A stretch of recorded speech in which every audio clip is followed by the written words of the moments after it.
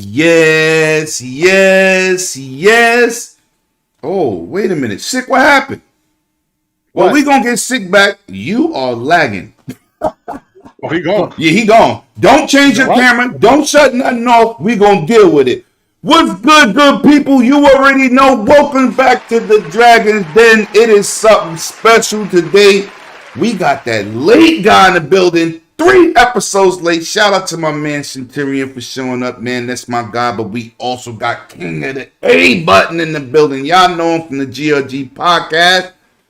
King Mega. And somebody with these 2 dots. I don't know who this guy is, but you know, if it come back in, y'all gonna figure it out. Or maybe you know by the Matrix's voice. I don't know. But what's good, people? What's good? Centurion, what's good, man? Please introduce yourself. Tell people where you at. And yeah, man, good to have you on. Better late than never. Facts. Oh, dude. All right. So, yes, definitely facts. Better late than ever. I'm excited to be here, and thank you for having me here. Dude, I really wanted to be here, and I still can't believe I even showed you the text message. I know, that bro. Somehow I thought we were rolling on the 15th, and all of a sudden I get this message like, yo, where are you at? I'm at work. Why? Where are you at? Waiting on you? Oh my gosh! Yo, listen, I'm new to scheduling people. Such a jerk. I'm new to reminding people. Trust me, my calendar's kind of full, man. And listen, we just took the show and we kept it pushing, man. We bigged you up on the show, and you here today. That's what matters, bro. That's what matters. I definitely would never ever miss it for the world, man. Like I always tell people.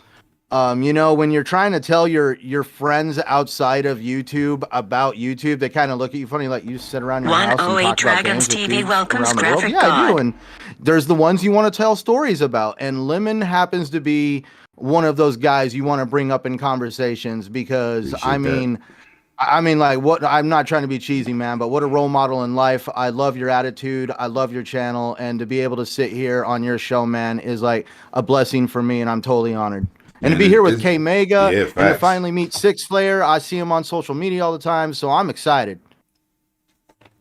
Yeah, y'all see who he is now. He's not the Phantom Dot Menace, but we gonna get into the other co-host, the host with the most, man, King of the A button, aka I will get savage on the game if I'm into it and indulge my whole life.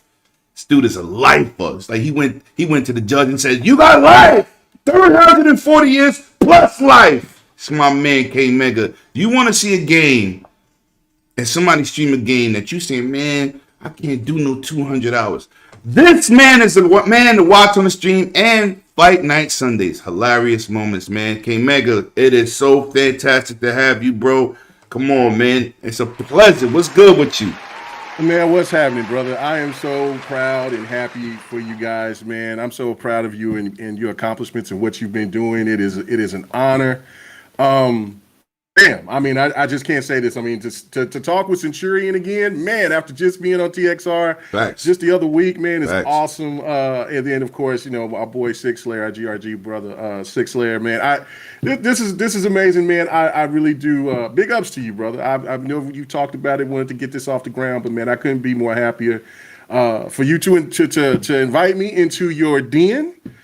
Because it's not, I used to call it the Puff the Magic Dragon thing because I didn't know where the hell it was going to come, but it's here. And brothers, man, congratulations. Thank you so much, man. I appreciate for having you, me bro. on, man. No doubt. And listen, I want everybody to pay attention. Y'all already know this is Drop a Code Saturday. You get them codes. I want to know who won it so I can shout you out. I don't know. I don't know sometime if my chat on my end is giving me all the chat because I'm watching it through Restream. But if you get that chat, if any one of the 4 panel members, if y'all see somebody claim it, please say their name, because I always give out codes, man. Like I always tell you, this channel is funded by Lebitius, not Microsoft, not Sony, not Nintendo. So, just a little appreciation. Just say I got it so I can shout you out, man. It's greatly appreciated. And now, a man who needs no introduction. Y'all watched 3 of his movies already. You didn't see him on screen, but every time you seen that black cat flip 3 times, and you know there was a glitch in the Matrix, that boy Six Slayer was responsible. What's good with you, Sick? What's good? What's good? Hey, man, that's supposed to be a secret. What's wrong with you, man? Jeez, man. It ain't take the proper pills to be able to know that kind of information. But anyway, man, doing good, man. It's been quite the week, and lots of topics. So Yeah, we let's got just a get into lot. it, We got man. a lot to get into tonight. We got 9 Yeah. hot ones, so we gonna hop into the first one, man. This is kind of light, man. I'm gonna take it right with K Mega first because he always doing the Fight Night Sundays. He got that on Smash right now. K Mega, I want you to give me your opinion on the Virtua Fighter 5 exclusive for PS4, which is gonna be backwards compatible, hopefully with PS5. What you think about this remake, and is this important for Sony to have? Or Sony to have this game come out and for Sega to rejuvenate that series who's been dead since PS3. Talk to me. How you feeling about this? Oh man, I was a little confused about it, but then the more and more I started investigating it, looking more into it, and money talks, and then also Sony is invested into Evo, so that could be another draw as well. And from my understandings, I mean, they're saying it's an exclusive, but we don't know if it's a timed exclusive. It could eventually go to other platforms at some certain point in time. But no, I mean it's a good look just to revitalize an old classic. I mean, we've played it on Fight Night Sundays. The game runs well. The only thing that I was kind of confused about was if you're going to redo this game from the ground up graphically with this new engine, why not try to change up the netcode? That right there would have been the determining factor on like, oh well, if we're going to try to get to maybe this might be one of the games that we need to try to add on to Fight Night, and we're playing it on the PlayStation, because if the netcode is up to par to modern standards, then I'm all for it. Even though that the online plays well. The online was well for all the games. Yeah, It plays well on the backwards compatibility on the Xbox. But yeah, no, I think listen, anytime that they want to go in here and show some love for some old classic games, that gives me an indication that this game is off, that they're going to be working on a new game, Virtua Fighter 6, and this game right here is kind of want to get some of the new people who haven't maybe played Virtua Fighter 5, get them reintroduced to it, and let them get a feel of it, because it's a classic. I definitely am the fighter that started all of it. Yeah, no, I mean, yeah, I It's mean, the people fighter talk about, Tekken is my favorite fighter. It started. Last Bronx started that one. Yeah, but Virtual Fighter was number one. That was the game that kind of kicked it off, and then Tekken was more of a fun factor. It was a more fun factor. It still was serious. I mean, we've had this discussion before. Yeah, facts. But it's more arcadey compared to what. Yeah, Virtual Fighter, you need a book or a lifetime to get one character. Yeah, it's straight simulation, but it is still. But awesome. Virtual Fighter 5, it's fast. It still can, for people who are novices to the game, they can jump on it and just start hitting some buttons, and then all of a sudden you can actually start linking stuff, playing against things. It's a great game. It's a great game. I think it's a good look. I mean, I think definitely though, for it to be exclusive, it's got to have something to do with not maybe so much the money, but the Evo situation that Sony has rights to. Definitely. And I'm gonna say this for the record before we go to Centurion on this. This was the series that I used the two slowest characters and dominated in arcades, Wolf and Jeffrey. I don't really know nobody else, because you really have to take time out to learn. Vanessa was my girl. Vanessa's tough, but the best character in the game is the hardest one to use. Akira? Yeah. Oh my God. He's a monster. But if you don't know how to use him, game over. But all right, with that being said, Centurion, man, tell me, are you excited for this? Do you think this is going to help PlayStation on their Evo series, as my man K Mega co-host just now? Definitely with them good ideas. Tell me what you thought about this when you heard about it. I can't disagree with K Mega, that's for sure. I know I'm gonna be upfront. I kind of missed that Virtua Fighter train. I was more of a Mortal Kombat fan. I enjoyed the world and the characters of Mortal Kombat. I remember sitting around in the arcades with friends, because Virtua Fighter was actually one of those games that, for me, I didn't really play it on a console. It was more like being in an arcade and having a group of friends, and those good old days where you could put quarters in these things and actually play a game you didn't really own. But definitely, I would have to say those are my memories of Virtua Fighter. Is this something that's definitely going to help Sony? Yes, probably more than likely, especially with the fact that the demographic and the regions that they cater to. This is going to be definitely right for those regions.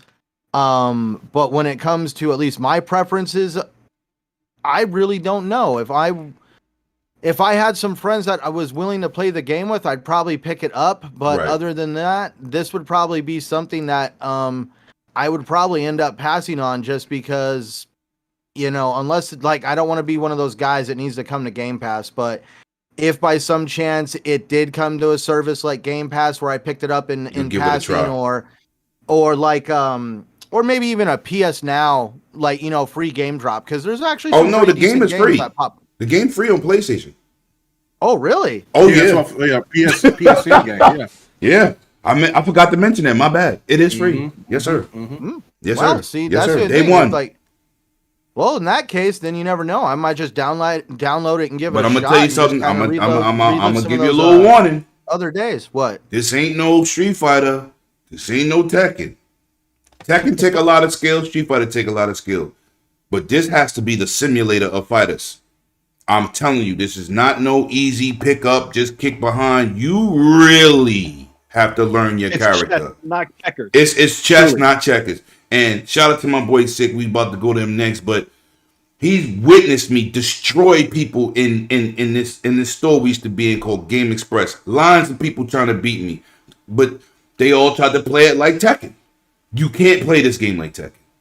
You know what I'm saying? It's really like they took the moves out of a karate book and put it in the game. It's a simulator. It is not an arcade fighter.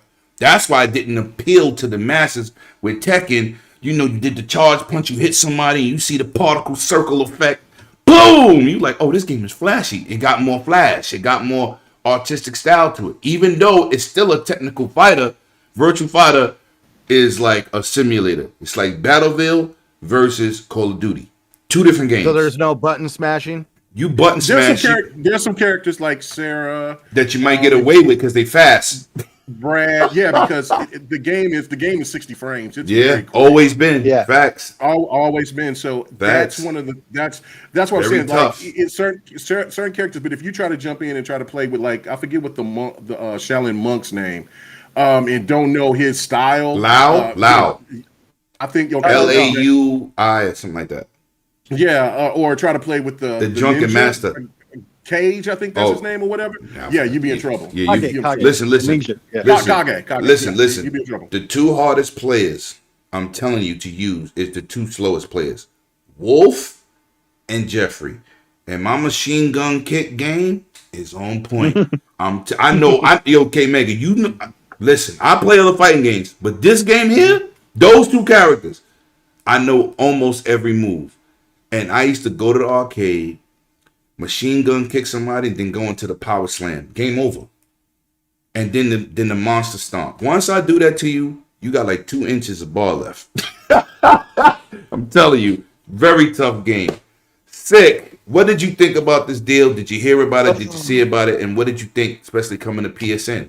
Well, PlayStation Plus, let me say. K Mega might remember a similar situation happened with the Ghouls and Ghosts when they first announced it, and it was only on the Switch. And even though they've since announced it's going to be on everything else, it hasn't been released just yet, right? Mm-hmm. But it has been confirmed that it is coming to other platforms. I wanted to have it on Xbox and Steam. Usually retro games like that, I double up on those. Mm-hmm. Streets of Rage being another, and this also would have been, but for now it's only on PlayStation, and I don't understand. Well, third-party exclusivity is just stupid. It's just stupid. It's just like we're going to talk about the baseball game later on. Right. It will be the same reason we talk about what we talk about with that. Right. It's just stupid. Like, why would you lock this down? It's Virtua Fighter, so I guess they feel like they're not going to make that much money if and when they put it on all systems, which they probably still will. But I'm not too. I'm kind of wary with this one in particular. I don't know why, in comparison to previous examples. But it's just silly. It's just silly. But it's also another example of Sega has a wealth of past arcade titles that have never been on console or anything else. Daytona 2 has long since been emulated in widescreen with the surround sound. They even have the networking working now. You can link up, emulated machines and play together. It supports wheels and everything. It's amazing. Sega could take this code and put it on the consoles today, and that would sell, maybe not crazy, but it'll make them a lot of money. It won't be no drop in the pond, right? Especially because it's not a lot of money to put in. The work's already been done. It's open source. Like, just license the source for free, and you're good, Sega. But they have lots of games they could be doing this with. And to see this is also locked off to one system. But I assume that Sony paid for this because they're putting this on PSN plus day one. Okay. So I see this as a different situation. I'm hoping it's not going to be locked to this. Right. I don't expect it. I looked at it like opening a can of worms because they're not really trying to make a buck. They are remastering it and they're giving it away for free. So, you jump in, you can get it. Well, it's not technically free because you got to. You're paying for your service, right. But it's a good addition. I mean, like, I'm a fan. Yeah. When they mentioned it, I said I'm not buying that again.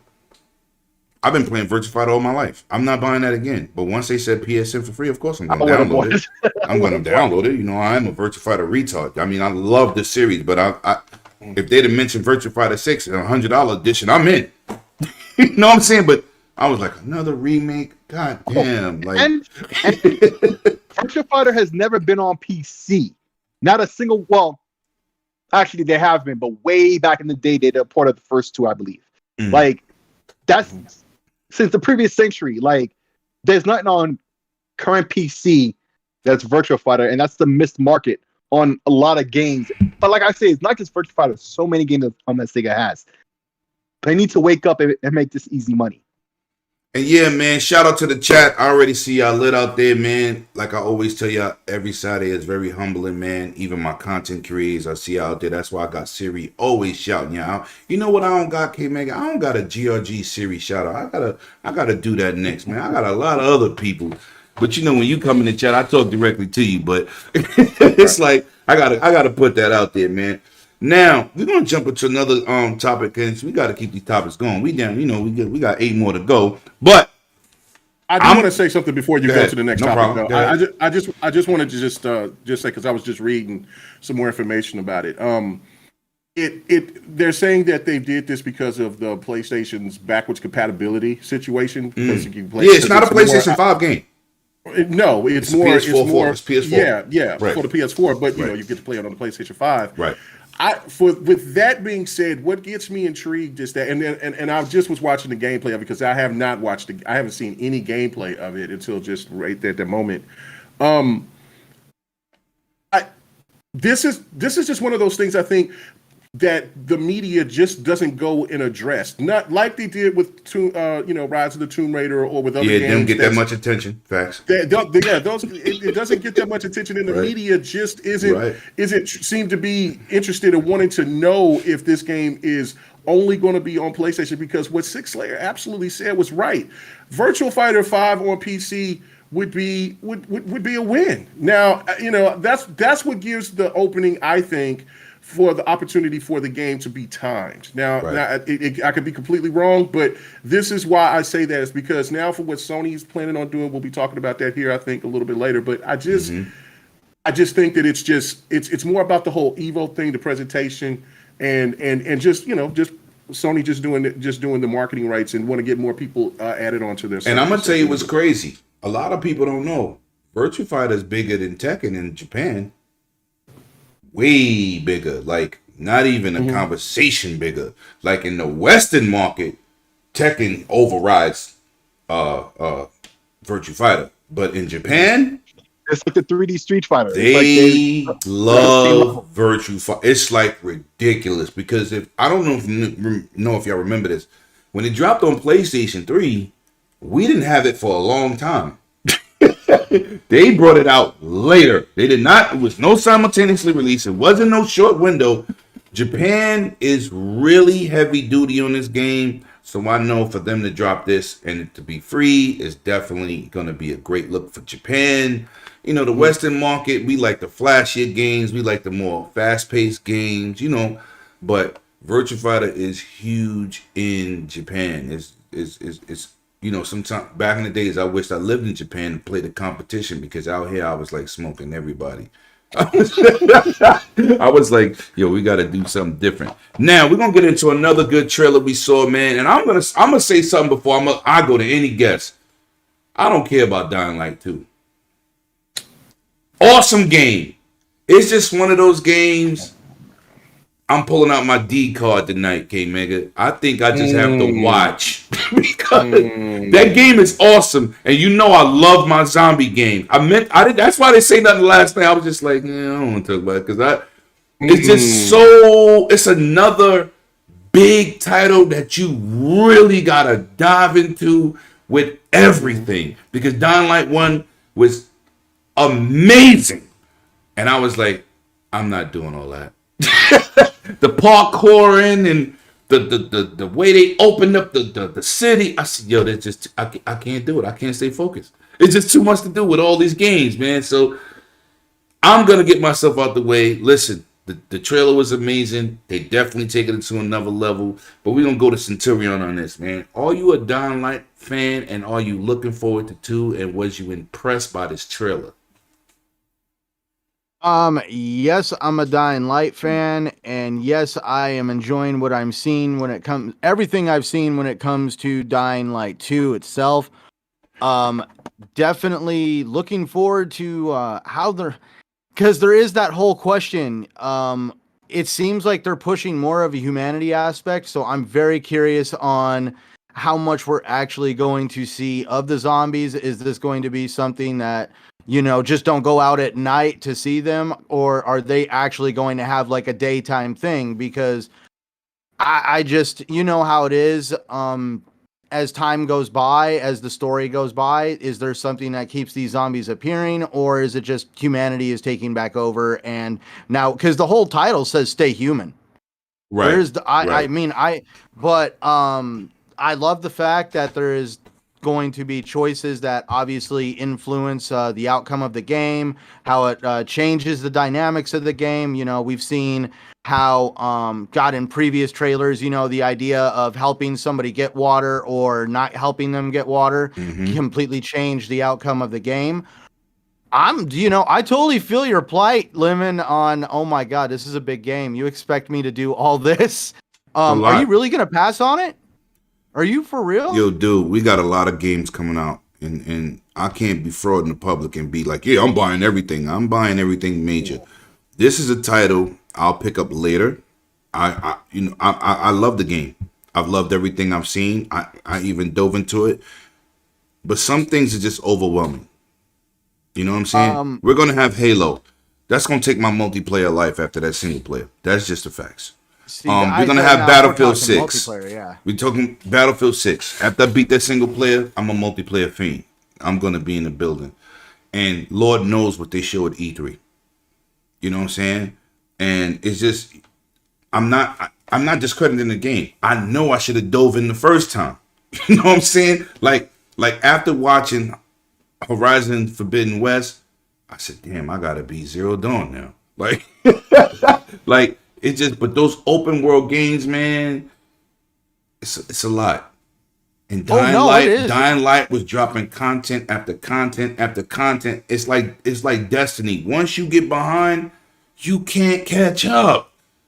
Because it's let's can we mention that for a second? Like, look at what the developer did for Dying Light. Content drops like randomly throughout pretty much the generation for a game.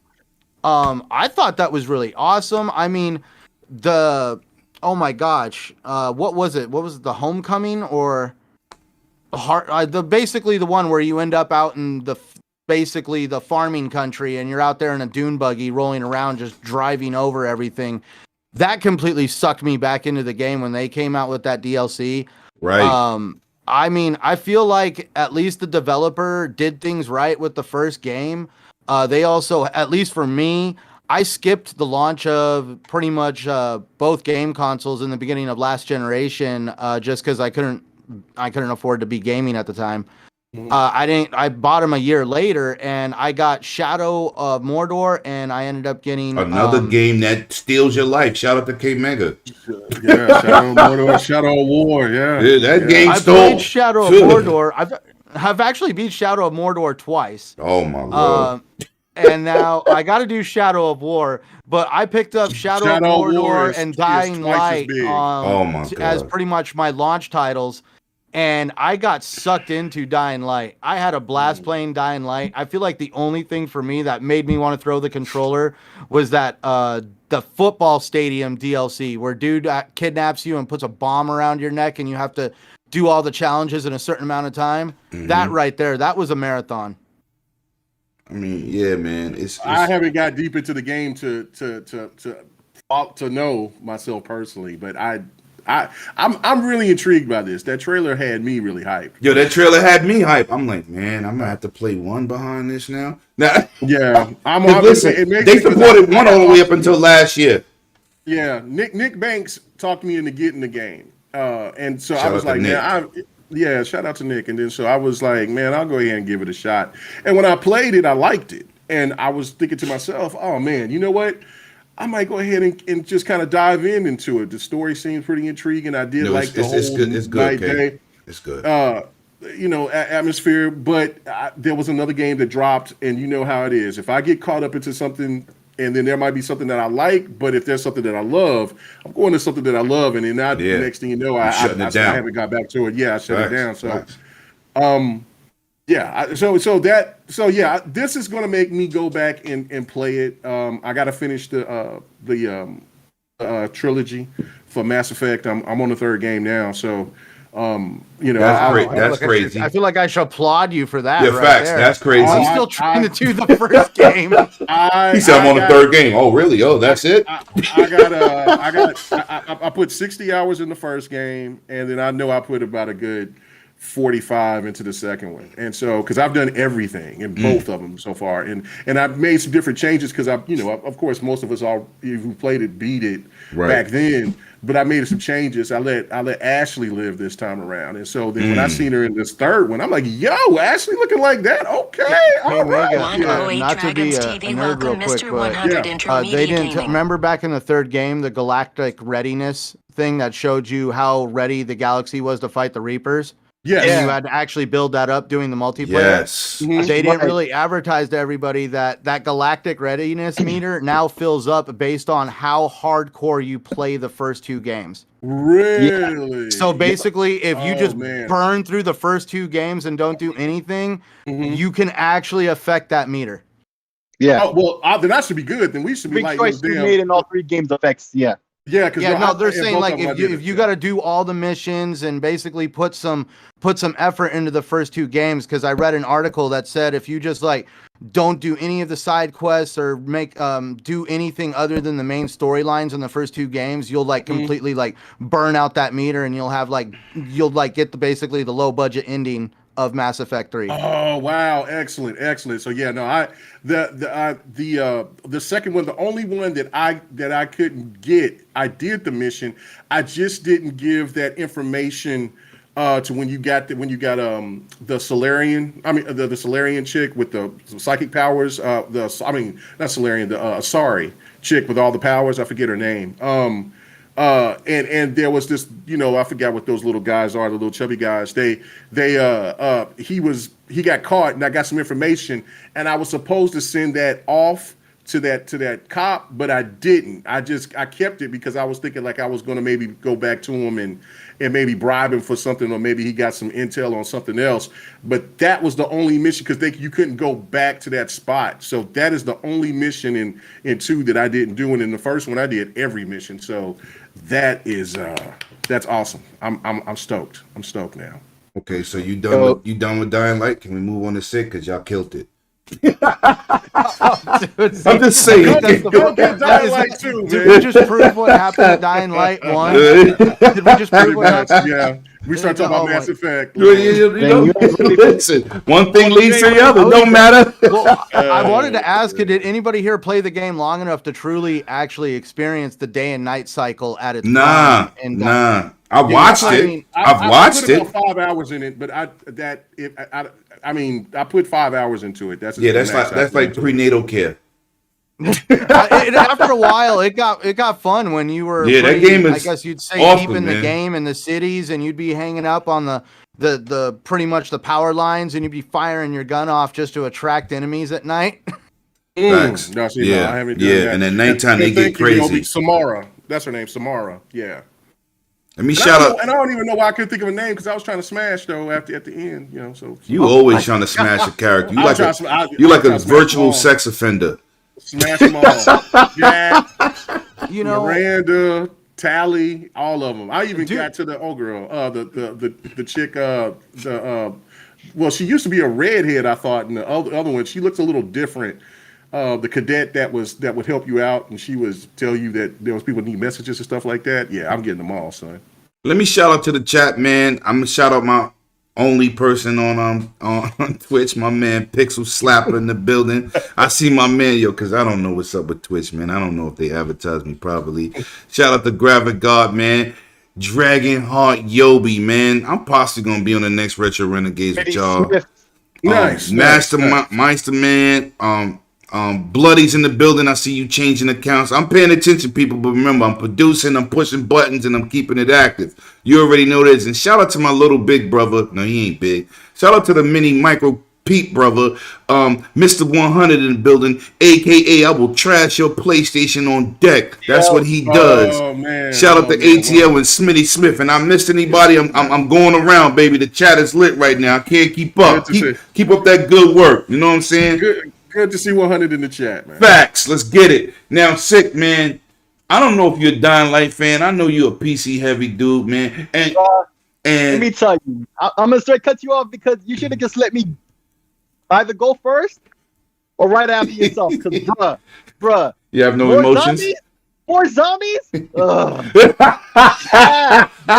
more zombies, son. I'm so tired of zombies. Yo. I'm never tired of it, baby. I've seen the game in action. It looks cool. If you into that, the game looked dope.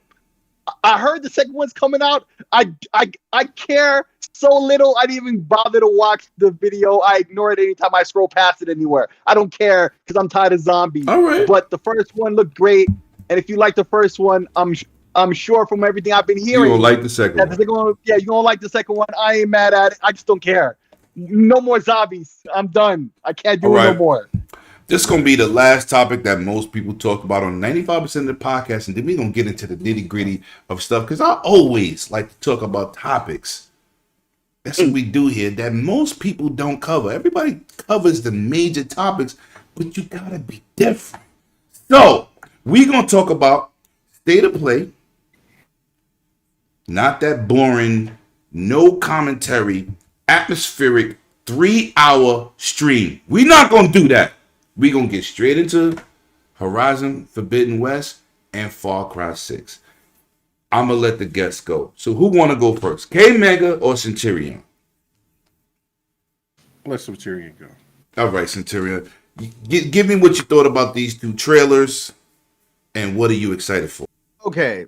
I'm excited for both games, but this is where I don't know how people are going to feel about what I'm going to say, but I enjoyed Horizon Zero Dawn.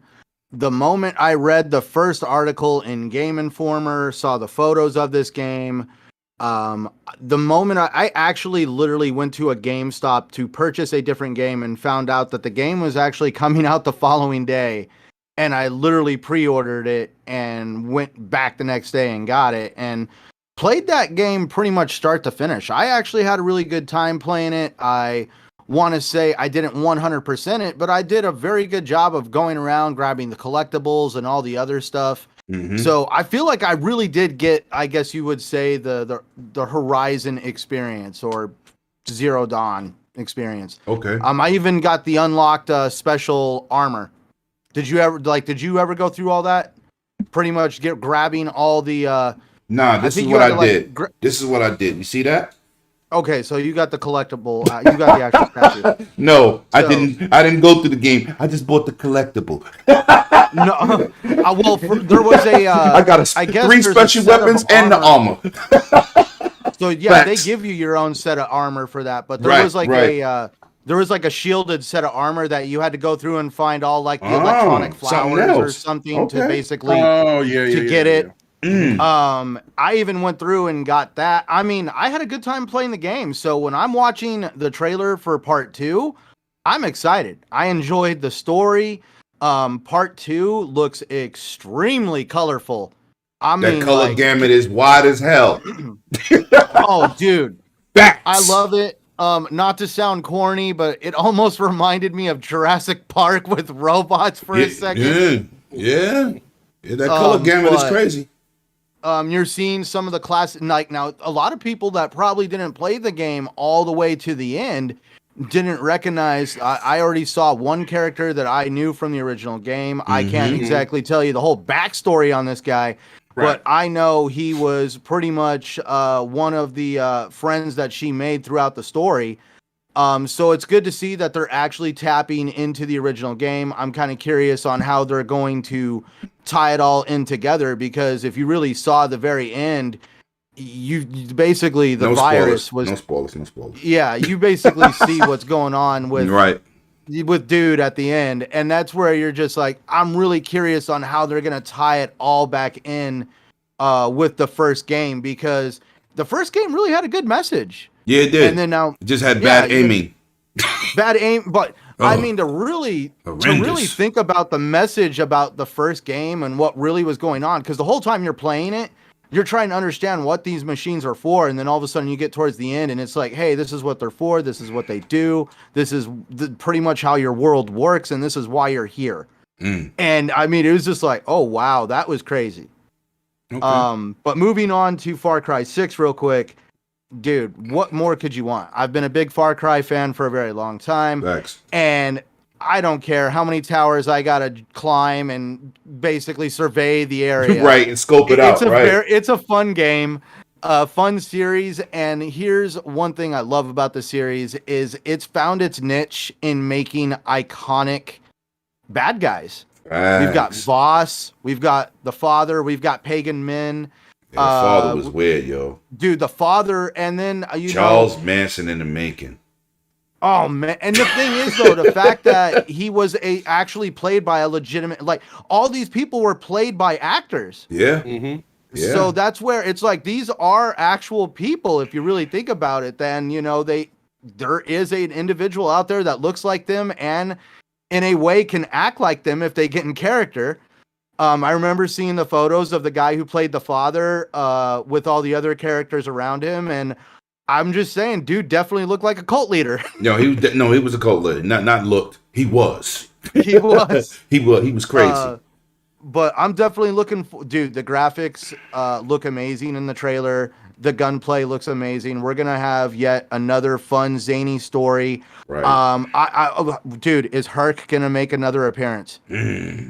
Dude, like that is like their little Easter egg. Is You don't know when that guy's gonna show up, but when you're doing, like, oh man, this dude is back. I think he's appeared in every game since what was it, Far Cry 3? 3, yeah. Yep, where he was basically helping you strap bombs onto forest creatures and trying to basically assassinate people using the forest animals. So yeah, definitely. Both games look like they're going to be a good time. I'm pretty sure there's going to be some people that aren't going to want to get into like as deep of a story as Horizon Forbidden West, but that's where Far Cry 6 is going to be that other game that can fill that niche of, if you're just looking for a good shooter with a good story that's going to leave you with some memorable impressions. High action. Oh, dude. High action. Like Michael Bay kind of style. You definitely don't have too many dull moments in that game unless you're creating them for yourself. Facts. Okay, Mega, give me a point on this, man. Talk to me. All right. Okay, so the situation with, I'll start with Far Cry 6. Far Cry is one of those games for me that are entertaining, but I never get through them. 3 was the last one. Right. It's just one of those. It's a crazy sandbox that Far Cry's usually come out at the wrong time because there's always other games that I wanna play, and then I never get the chance to go back and complete them. So, case for instance, like when like Battlefield 6 is going to drop, Halo Infinite is going to drop around the same time, or within that time frame. Oh, all this holiday season. Yeah, back for blood, and then now since. Right. I got a little interest in Dying Light. I want to go back and play it. And so then you have this, and this game looks so fast. All these games, all of them since 3. My son got me hooked on it when he was really young because he played. I bought it for him because it was really cheap, and that was 2. Because I think when you bought the 360, when it first came out, 2 was available at the time, and so. I got a deal with it, and so I went ahead and I got it for him, and he was in love with the game, and so I tried it, and I was like, "Oh, this game is kind of cool." I don't know, never even heard of Far Cry. So when 3 came out, that's when I got really intrigued, and then I was like, "Oh, this dude Vars, I think that's his name. He's ridiculous. Like Voss. Voss. No That's R, his name. sorry. No. Thank you. I knew I was. Let me be country, and so his whole thing about. His whole character, his demeanor. I couldn't wait to see him and what he was going to do next because he was so sinister. He was crazy, and I was just like, oh, I love these type of protagonists. Facts. So when they did 4, I saw how they were doing with the co-op with 4 and stuff like that. I didn't really get a chance to run through 4 at all. And then when 5 came, and then I got started playing it, and then seeing about the father, and it reminds me so much of kind of like how our culture is right now in the United States. You know what I'm saying? So it's kind of it's really, really, really crazy to me. But like, because you were thinking at that time when that game came out, it was like, oh, that is crazy far-fetched, but I mean, how close to reality? We're not that far from that type of reality if we keep letting things go the way. But these games are based off of reality, right? And they're really not crazy. Like, it's really never something in Far Cry you like. Man, that wouldn't happen. It's always based around some type of stuff that happened in real life, and they build a story around it. Because I'm telling you. The father was Charles Manson. He was Charles Manson. I said it from day one. Soon as I saw that trailer, I said, "Yo, that dude is like Charles Manson." What's the difference? Did you ever see Waco? Who? The guy? Did you ever see the? I forget the guy's name, but it was the incident in Waco, Texas. Yes, they got a series. Basically, they barricaded themselves yes. in the building. Right. Same thing. They went to war. Yes. Right, like that. They kind of took tropes from Koresh. They took tropes from Jim Jones. They took something from from Manson. But took all the stereotypes, all the elements. That's a good series too, by the way. And blended it all together, and that's to me is what makes it pretty. It's almost, and then what we got going on with Q&A and all that other stuff. It's really crazy, it's bizarre elements. So. But I did enjoy it, but again, didn't get a chance to finish it. Got involved into other stuff, and then here comes this game, and so I'm like, oh man, I want it. And knowing me, and this one's set in Cuba, right? Yeah, this was set in somewhere in South America. It's Colombia or Cuba. The only reason I said Cuba because I've seen all the 1957 style type cars. That's why I said it. Right. Yeah, right. Like I don't know if they actually said the whole plot is basically just like how they copy Charles Manson, everything you mentioned. They're all these dictatorships. It's a hodgepodge of all these elements. It's no one country. Right. Like that. Right, and to me, okay, see, like if I don't know if you guys played the Breakpoint was the last one that they came out with, the Ghost Recon, the one before Breakpoint, the one with the drug cartels and stuff like that, right? Wildlands? Yeah, Wildlands. That's kind of like where I thought this was kind of going because I'm like, oh, they got that same type of atmosphere going up, and then it's like, but then it wasn't. It's this whole thing, and then of course they got one of the best actors around who plays villains, and so I'm like, I know what I'm gonna buy the game. I'm gonna get it. Just cause without the wingsuit. and the grapple hook and stuff. But Right, like I'm intrigued by the character, by the lady protagonist that they have, but the comic relief is going to be the guy who makes all the crazy weapon from sardine cans. Man, when he had a CD player, yo, that was crazy. And he lit dude up and he was playing, I think, the Macarena. I was like, yo, this is, I got to copy. It's going to be different. So what I'm going to have to do is I'm going to have to go back all the way to 4. You really don't. 4, you really 5. don't. I know, but because they don't every story different. I know. It's like Final Fantasy. Right. Yeah, it's its own individual story. But I'm just saying for myself, I buy these games, but I never fully finish them because there's always something else involved. But I do appreciate them, and so it's kind of like what I'm doing with the Assassin's Creed now. I've beaten all the latest Assassin's Creed, so I just need to go back and get to Black Flag next because I finally beat Unity. And then everybody was talking how bad that game was, and I'm like, Unity's story was excellent. No, K-Mega, the game was not bad. The game was broken. They did too much with the Unity engine. The game was broke. The game is awesome. Just didn't run well. It was way ahead of its time. Way ahead of its time. Looking playing on the Series X, and I'm like, damn, this game. No wonder it wasn't that. Yeah, the Xbox had so many NPCs on the screen at the same time. They just overachieved a little bit. Yeah, they pushed the limits. They struggled on PC with a 1080 Ti at the time. Trust me, it's not optimized good. Right. They believe the hype. but that's the thing, though, before I cry that, I'm just going to have to, just for my personal preference, I'm going to have to go back to 4 or 5 in order for me to get, and I'm going to buy 6, and I don't think when I get 6, I'll be able to, play it around that time because of what's coming out within that time frame. But I'm going to make a really good effort on playing them because they look so entertaining, and I just don't give them the time due. Now with Horizon Zero Dawn, I have to be. I'm right with Centurion on this one. I like the game. It plays amazing on PC. Plays so well on PC. I got it on the PlayStation 4. Got close to the end. Didn't beat it. And then I was like, man. And then I think it was like in 2018. That was where the first article came out where it was a leak or a rumor or something saying that, hey, they're thinking about putting this game on PC. So I was like, you know what? I'll wait, because thinking that it was going to come maybe in 2019 or something like that. Well, and so when I went ahead and double dipped and got it, now I'm all back into it. So I want to go ahead and I want to finish it. And then I'm going to go ahead and, because I know the guy that we've seen in the character, because I've got past that part. Welcome to the Iron Lord podcast. It was not. It's a spoiler, but I'm just going to say he got betrayed pretty much. And then he goes and you go in there and he's had his own issues and things like that. But this is what I'm intrigued with Horizon Zero, Forbidden West, is with the old game with Zero Dawn, I wasn't so much into the story. I was into the world. I thought the world was amazing. It looks beautiful.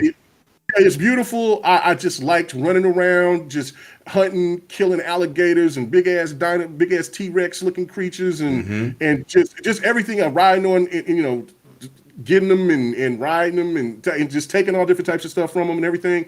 But I liked hunting those things more than I liked going and doing the story because the story just wasn't hitting for me. But this looked like that they fix this in certain ways, and then of course, just how good that how the presentation of it, like it was just fantastic. The action within it, the suspense. Sony knows how to present a game. That's a fact. Sony knows how to do that, how to get you around, all into it and everything like that. So yeah, no, it's definitely going to be a game that I'm going to cop. That was Horizon Zero Dawn, Neo, and Street Fighter was the games that Street Fighter 5 was the games that wanted me to get a PlayStation 4. And by the time that I got it around when Horizon Zero Dawn dropped, and I haven't, and that was the game that I wasn't never disappointed with. Street Fighter 5, of course, I was definitely disappointed with that, but this game right here, I think it's a winner. For me being an Xbox centric player, for sure. You got to give kudos for what kudos is due. I just hope that the story is just more compelling than the story was in the first one for me. Now, like I'm saying, I'm not worried about the atmosphere because that looks beautiful, lush, that water, everything about it just looks great. But if the story is going to be better, and these characters that you go help, like when you go do the extra missions and side missions and things like that, and those characters don't, because those seem like sometimes they seem a little lazy. Like when you're just doing some of those little side missions, right, like they're not relevant to the story. Some dude's leg. Right. They're just like missions that just take you away from the main story. Right, fillers. Yeah, exactly. Just time filler. I hope that they put more emphasis in it because when you go and play a game like The Witcher or you go even play Cyberpunk, if you can get all the way through that, you see that they put time and love and effort behind those side story and missions. That's what I want to see. What Forbidden West does. If they could do that, then this is definitely it should be a 90, 94 Metacritic, which I don't give a shit about no Metacritic. But I'm just saying for those who care, I think it would be probably one of PlayStation 5's best games starting off the generation for sure. Not to just kind of speak out of turn real quick, but no, I found more enjoyment. I find more enjoyment in Horizon when I was clearing out the forts and doing the side stuff. Right. Like, don't get me wrong, the story missions were good, but unless you were playing the actual like main story missions, not the filler missions, no, totally. I hear where you're totally get you at what you were saying. I at the time I thought it was very ironic though that this game had some of the same faults as Mass Effect Andromeda, but for some reason Mass Effect Andromeda took a major beating when it came to in the facial animation department, when there was times in Horizon Zero Dawn Aloy was talking to somebody with her teeth practically out. Right. So I mean, it basically, the way she was talking looked completely awkward sometimes. So you're just like, oh man, I just don't see why one game's getting tore apart and the other's not. But hold on, we just seen this happen. Last generation, everybody said checkerboarding 4K is horrible. What are y'all doing? Fake developer, goddamn / game players, video game players. But then on the next note, do you see Resident Evil Village? It's amazing. That game has checkerboarding. See, that's a fact. I'm going to just say it right now. I understand the idea, the concept of wanting to be able to play a game at the most premium experience possible. But sometimes we have to realize that maybe our expectations were just a little higher.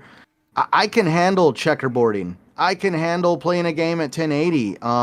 If the story's there and there's things to keep me coming back and, scratch that itch for whatever reason I keep wanting to play that game, I'm totally happy. I mean, I kind of gave up on basing games on their graphics. Otherwise, I would have I would have missed out on Horizon Zero Dawn the first time she blankly stared trying to talk to somebody. I'm gonna address y'all with something, and I do like talking tech. Let me not lie to myself. Or the public. Let me explain something to you. DLSS, right? You do know that is not a form of 4K. It's a form of 4K and giving you a presentation to what you see displayed in 4K, but not native. Everybody needs to understand what that means. Now, if a developer develops something a certain way to put a better visual experience in front of your eyes, what are we supposed to do, K-Mega, as purchasers? Are we supposed to play the game? Or are we supposed to be worrying about how the game is displayed and how they got it to look like it looks on our TV? I'm gonna ask you that question because DLSS is doing the same thing, but in a different format. Bro, please give me your opinion. What are we supposed to be doing as gamers? Okay, as gamers, I mean, you always got to take it back. I mean, we're older. I think everybody on here is older gamers, right? And you just got to take it back to the essence of what of how we play games. There's so many people that are critics, and there's other people out here who don't play games like we play them. But they have the loudest voices because they scream the loudest. Facts. And they bring up these narratives from Resolution Gate to Puddle Gate to Puddlegate. That was the worst. Yeah, I mean, Resolution Gate was the worst because it's stuck. It's well, a whole generation. Yeah. And it actually almost, if not, and maybe killed off a bunch of quality games because of that. That notion. And this is one of the reasons why, like we was talking about on GRG last night, was that's kind of made the industry try to promote things instead of give us, and it's something that I heard on Living Split Screen. Shout out to Pong and to our boy Still Rain. Pong, pong, pong, pong. In my Cisco voice. right. And then I always say living singles. That podcast. But they made a great point where I was saying, what games, we kind of want to. They used to give us these crazy enhancements, like if you cut a person's arm off, right? Like if you're hacking slashes, and you start seeing like Ninja Gaiden when somebody's arm or leg get cut off, and then their body would do some, they would do the dummy crazy control, but because you've done damage to that character, you want to see that. We should already be seeing that technology in a whole different way and light. But because they're so focused on some of the things, some of these narratives that a lot of gamers don't really care about. It's holding. They got more thought process into those things, like what we're talking about now, instead of those other little enhancements. Like, okay, for instance, what Unity did, right? What Ubisoft did with Unity. We should be seeing that in all different types of games, but you notice you don't see that like that, right? In most cases, because they have to take something. They got to give something. They got to take something away. And instead of bringing more innovation to these newer games, and maybe the game could be 60 frames and upscale to 4K, that is like the bad word right now, because that doesn't sound like it's actual. It doesn't benefit the gamer. In actuality, what benefits the gamer, it does, because they got more resources to add a better gaming experience for us. Overall. So I just think it's just absolutely nutty and batty. And the sad part about it, a lot of Xbox gamers fall for the rope-a-dope. We keep listening to certain people or individuals that keep on dogging out pushing Xbox the narrative for whatever that really reasons. don't exist. You're right. And over and over. All over and over and over. The next thing you know, you listen to Xbox gamers saying the same things but differently, or counteracting to a PlayStation gamer because they want to get back. Instead of just enjoying the games and being positive, not caring about a damn Metacritic score. I mean, if you care about reviews and Metacritic scores and stuff like that, that's your business. But overall, just like with Biomutant for a second, Biomutant is a very fun game. You get through the first hour of it, then you're going to love the game, because it's really tedious when it comes to the tutorial, and they're trying to base the story and they're cramming it all up in once. And that, if you could get past that first hour and a half of that, you got something. The game is you got a really good quality game from only 22 developers who made that game, and that game is beautiful. I mean, it's what I'm saying, it's not Horizon Zero Dawn or which it don't have to be, right? But it doesn't have to be. It doesn't have to be. So I think it's really crazy though. I think it's a really good game though. I'm gonna keep it simple, right? Get back to that. I'm gonna keep it simple. I know how to cook. I cook very well. I cook a lot of seafood. I go to a restaurant, they bring me a lobster, it's sauteed in whatever sauce. I don't go say, well, I cooked this in the house. I wonder how they did this. It tastes like this. I don't do that. What I do is sit down and eat my damn lobster in that restaurant. Instead of us going out here trying to depict and dissect what a developer does to make the game look on your screen as best as it can, why do you care? And my prime example is Resident Evil Village, because that game uses on both consoles checkerboarding. but everybody loves it. So it's okay. Kumbaya. Checkerboarding's good now. Oh, it's great. Mm-hmm. Let's stop. Pick up a game. The game looks good. You play it. You enjoy it. Doesn't matter what platter they brought it on it to serve it to you. We are here to play games. Now, if the game got glitches, the game online is broken, the party chats are broken, mad, issues, complain about what matters. Don't complain on how a developer delivers the package to you. Because you have no know-how. You have no skills on depicting these people's profession. We're gamers. And if you're a tech gamer like myself, I look at the shadows, the ambient occlusions. I'm that type of dude.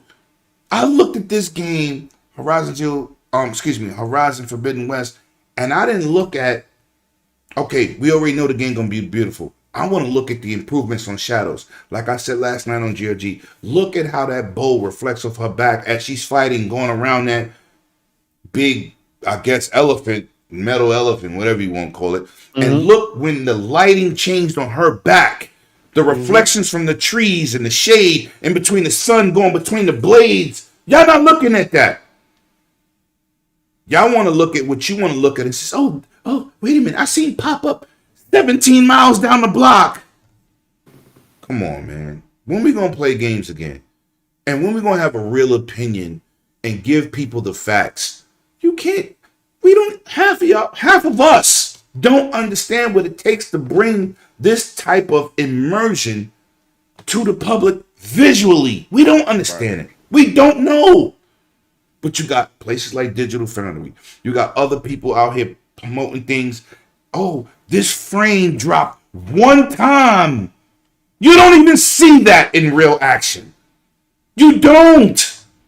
But, I guess people just want to, just run with narratives that they don't understand.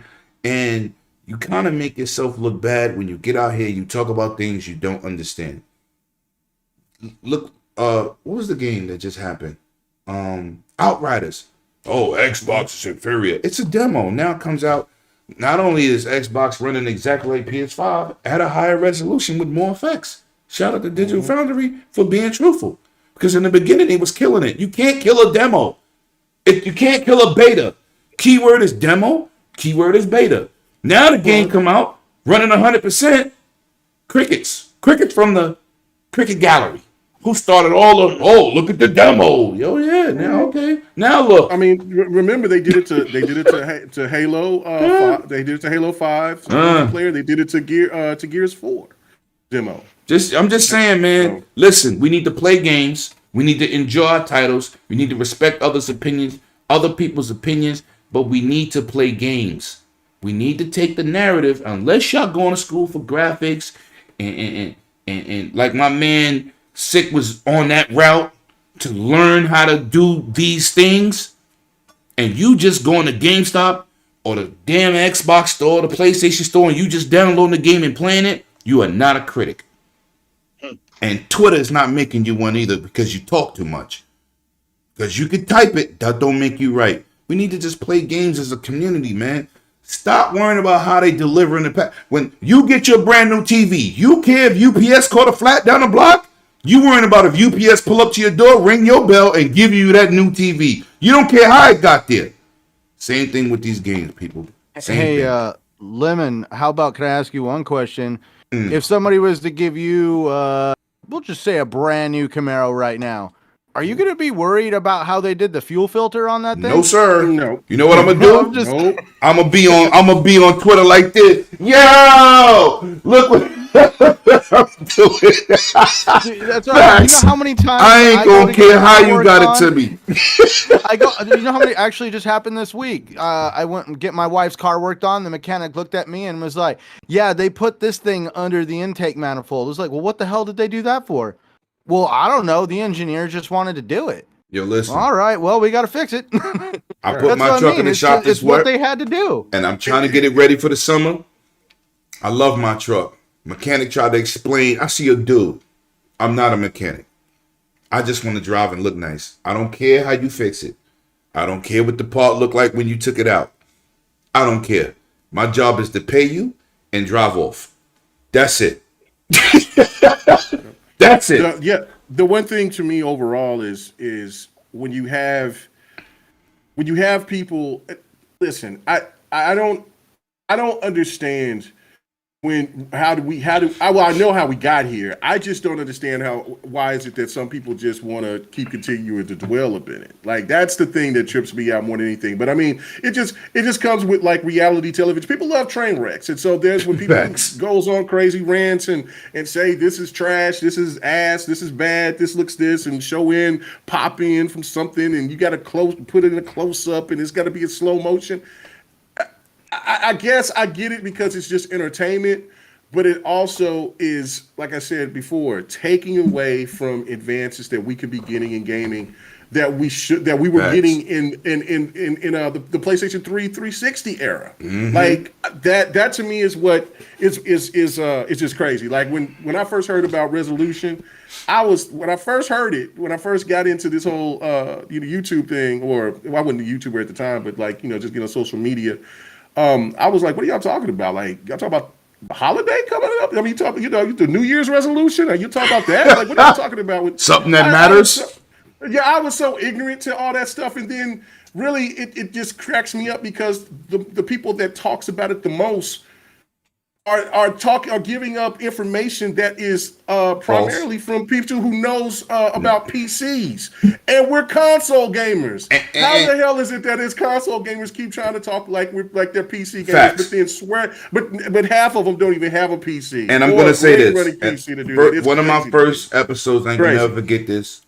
King Mega really just meeting me. I said, I don't know why these dudes are talking about what dudes are doing on PC. And 98% of them are playing at 720p 60. K-Mega was like, what? I said, yo, listen. Those big graphic cards don't sell. I don't care what NVIDIA's trying to sell you. It's the lower end ones. And then Steam drops a report. K-Mega goes, Lemon said this a long time ago. It was 720p 60. That the most people attached to Steam was playing that. And then it came to 1080p. There was 0.5% at 4K and another 0.5% at 1440p. We need to play games.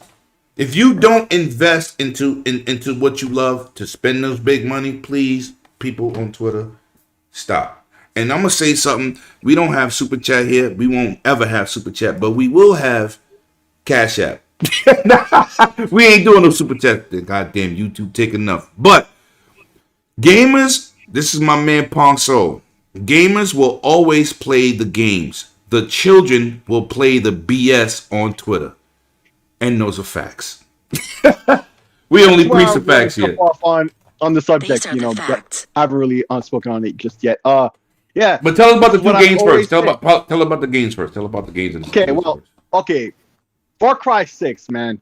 Yo, this is why I said last night on GRG. Before there was Crisis, it was Far Cry. Right. Okay? Same developers originally. Ubisoft bought the rights and continued on in their own lane. I remember Far Cry 2 it was. In the savannas of Africa. Mm-hmm. You start a fire, it can travel out into the savannah and remember that? A lot of remember that?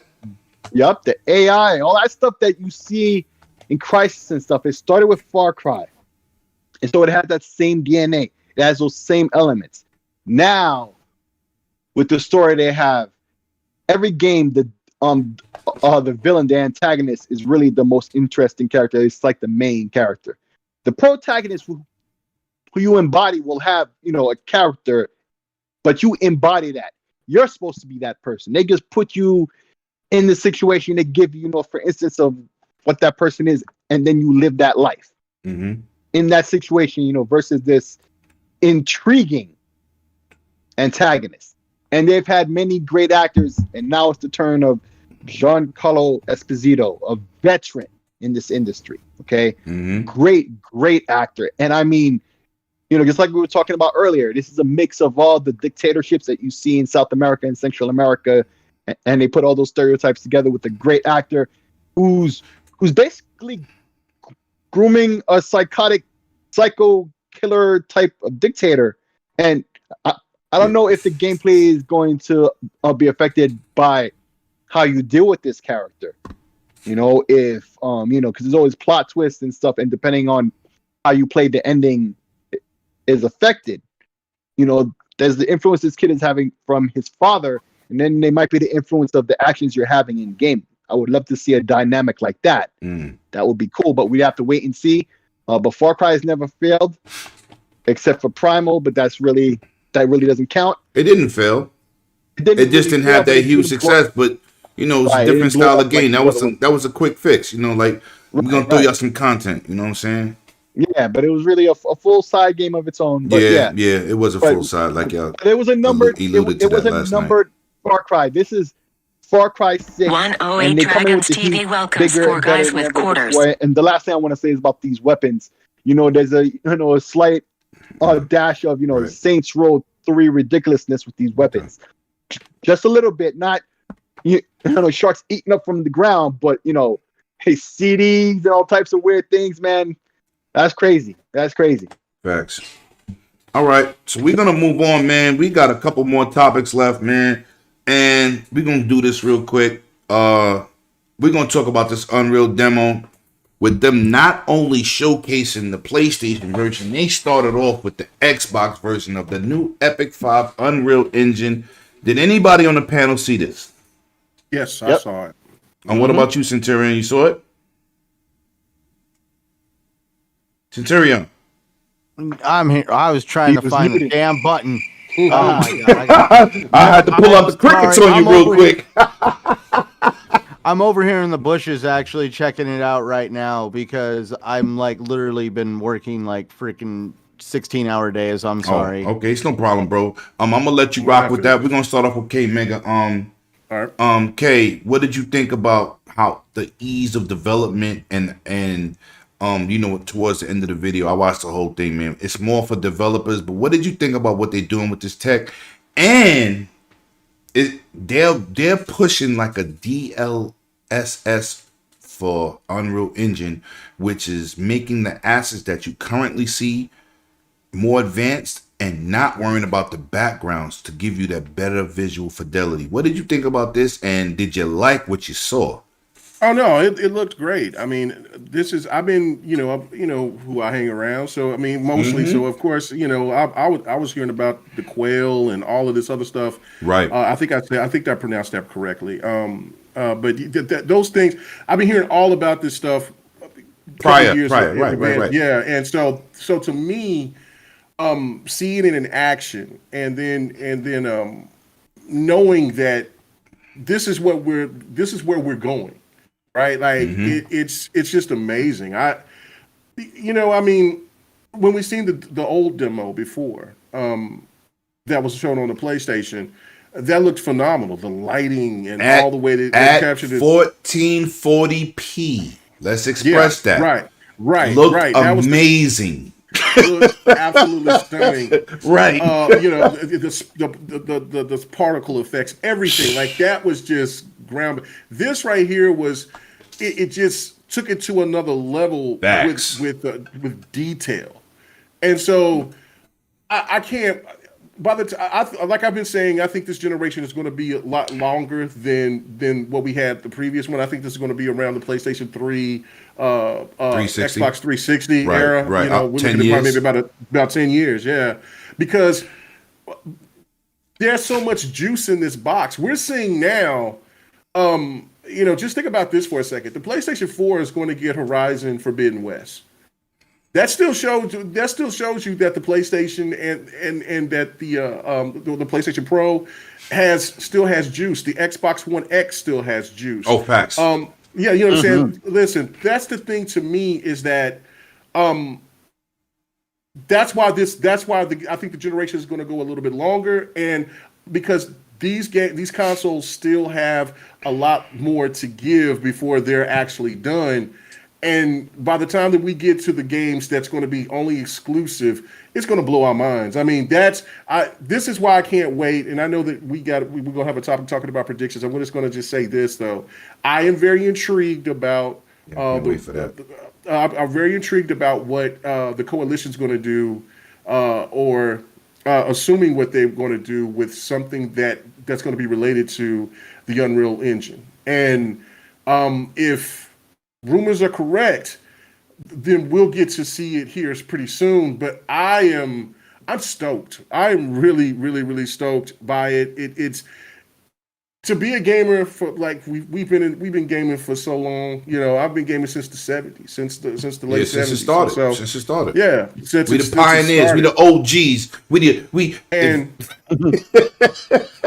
for me I remember looking at the graphics of Rygar and was so like, that's one of my favorite titles, bro. That was my game. That was my game right there.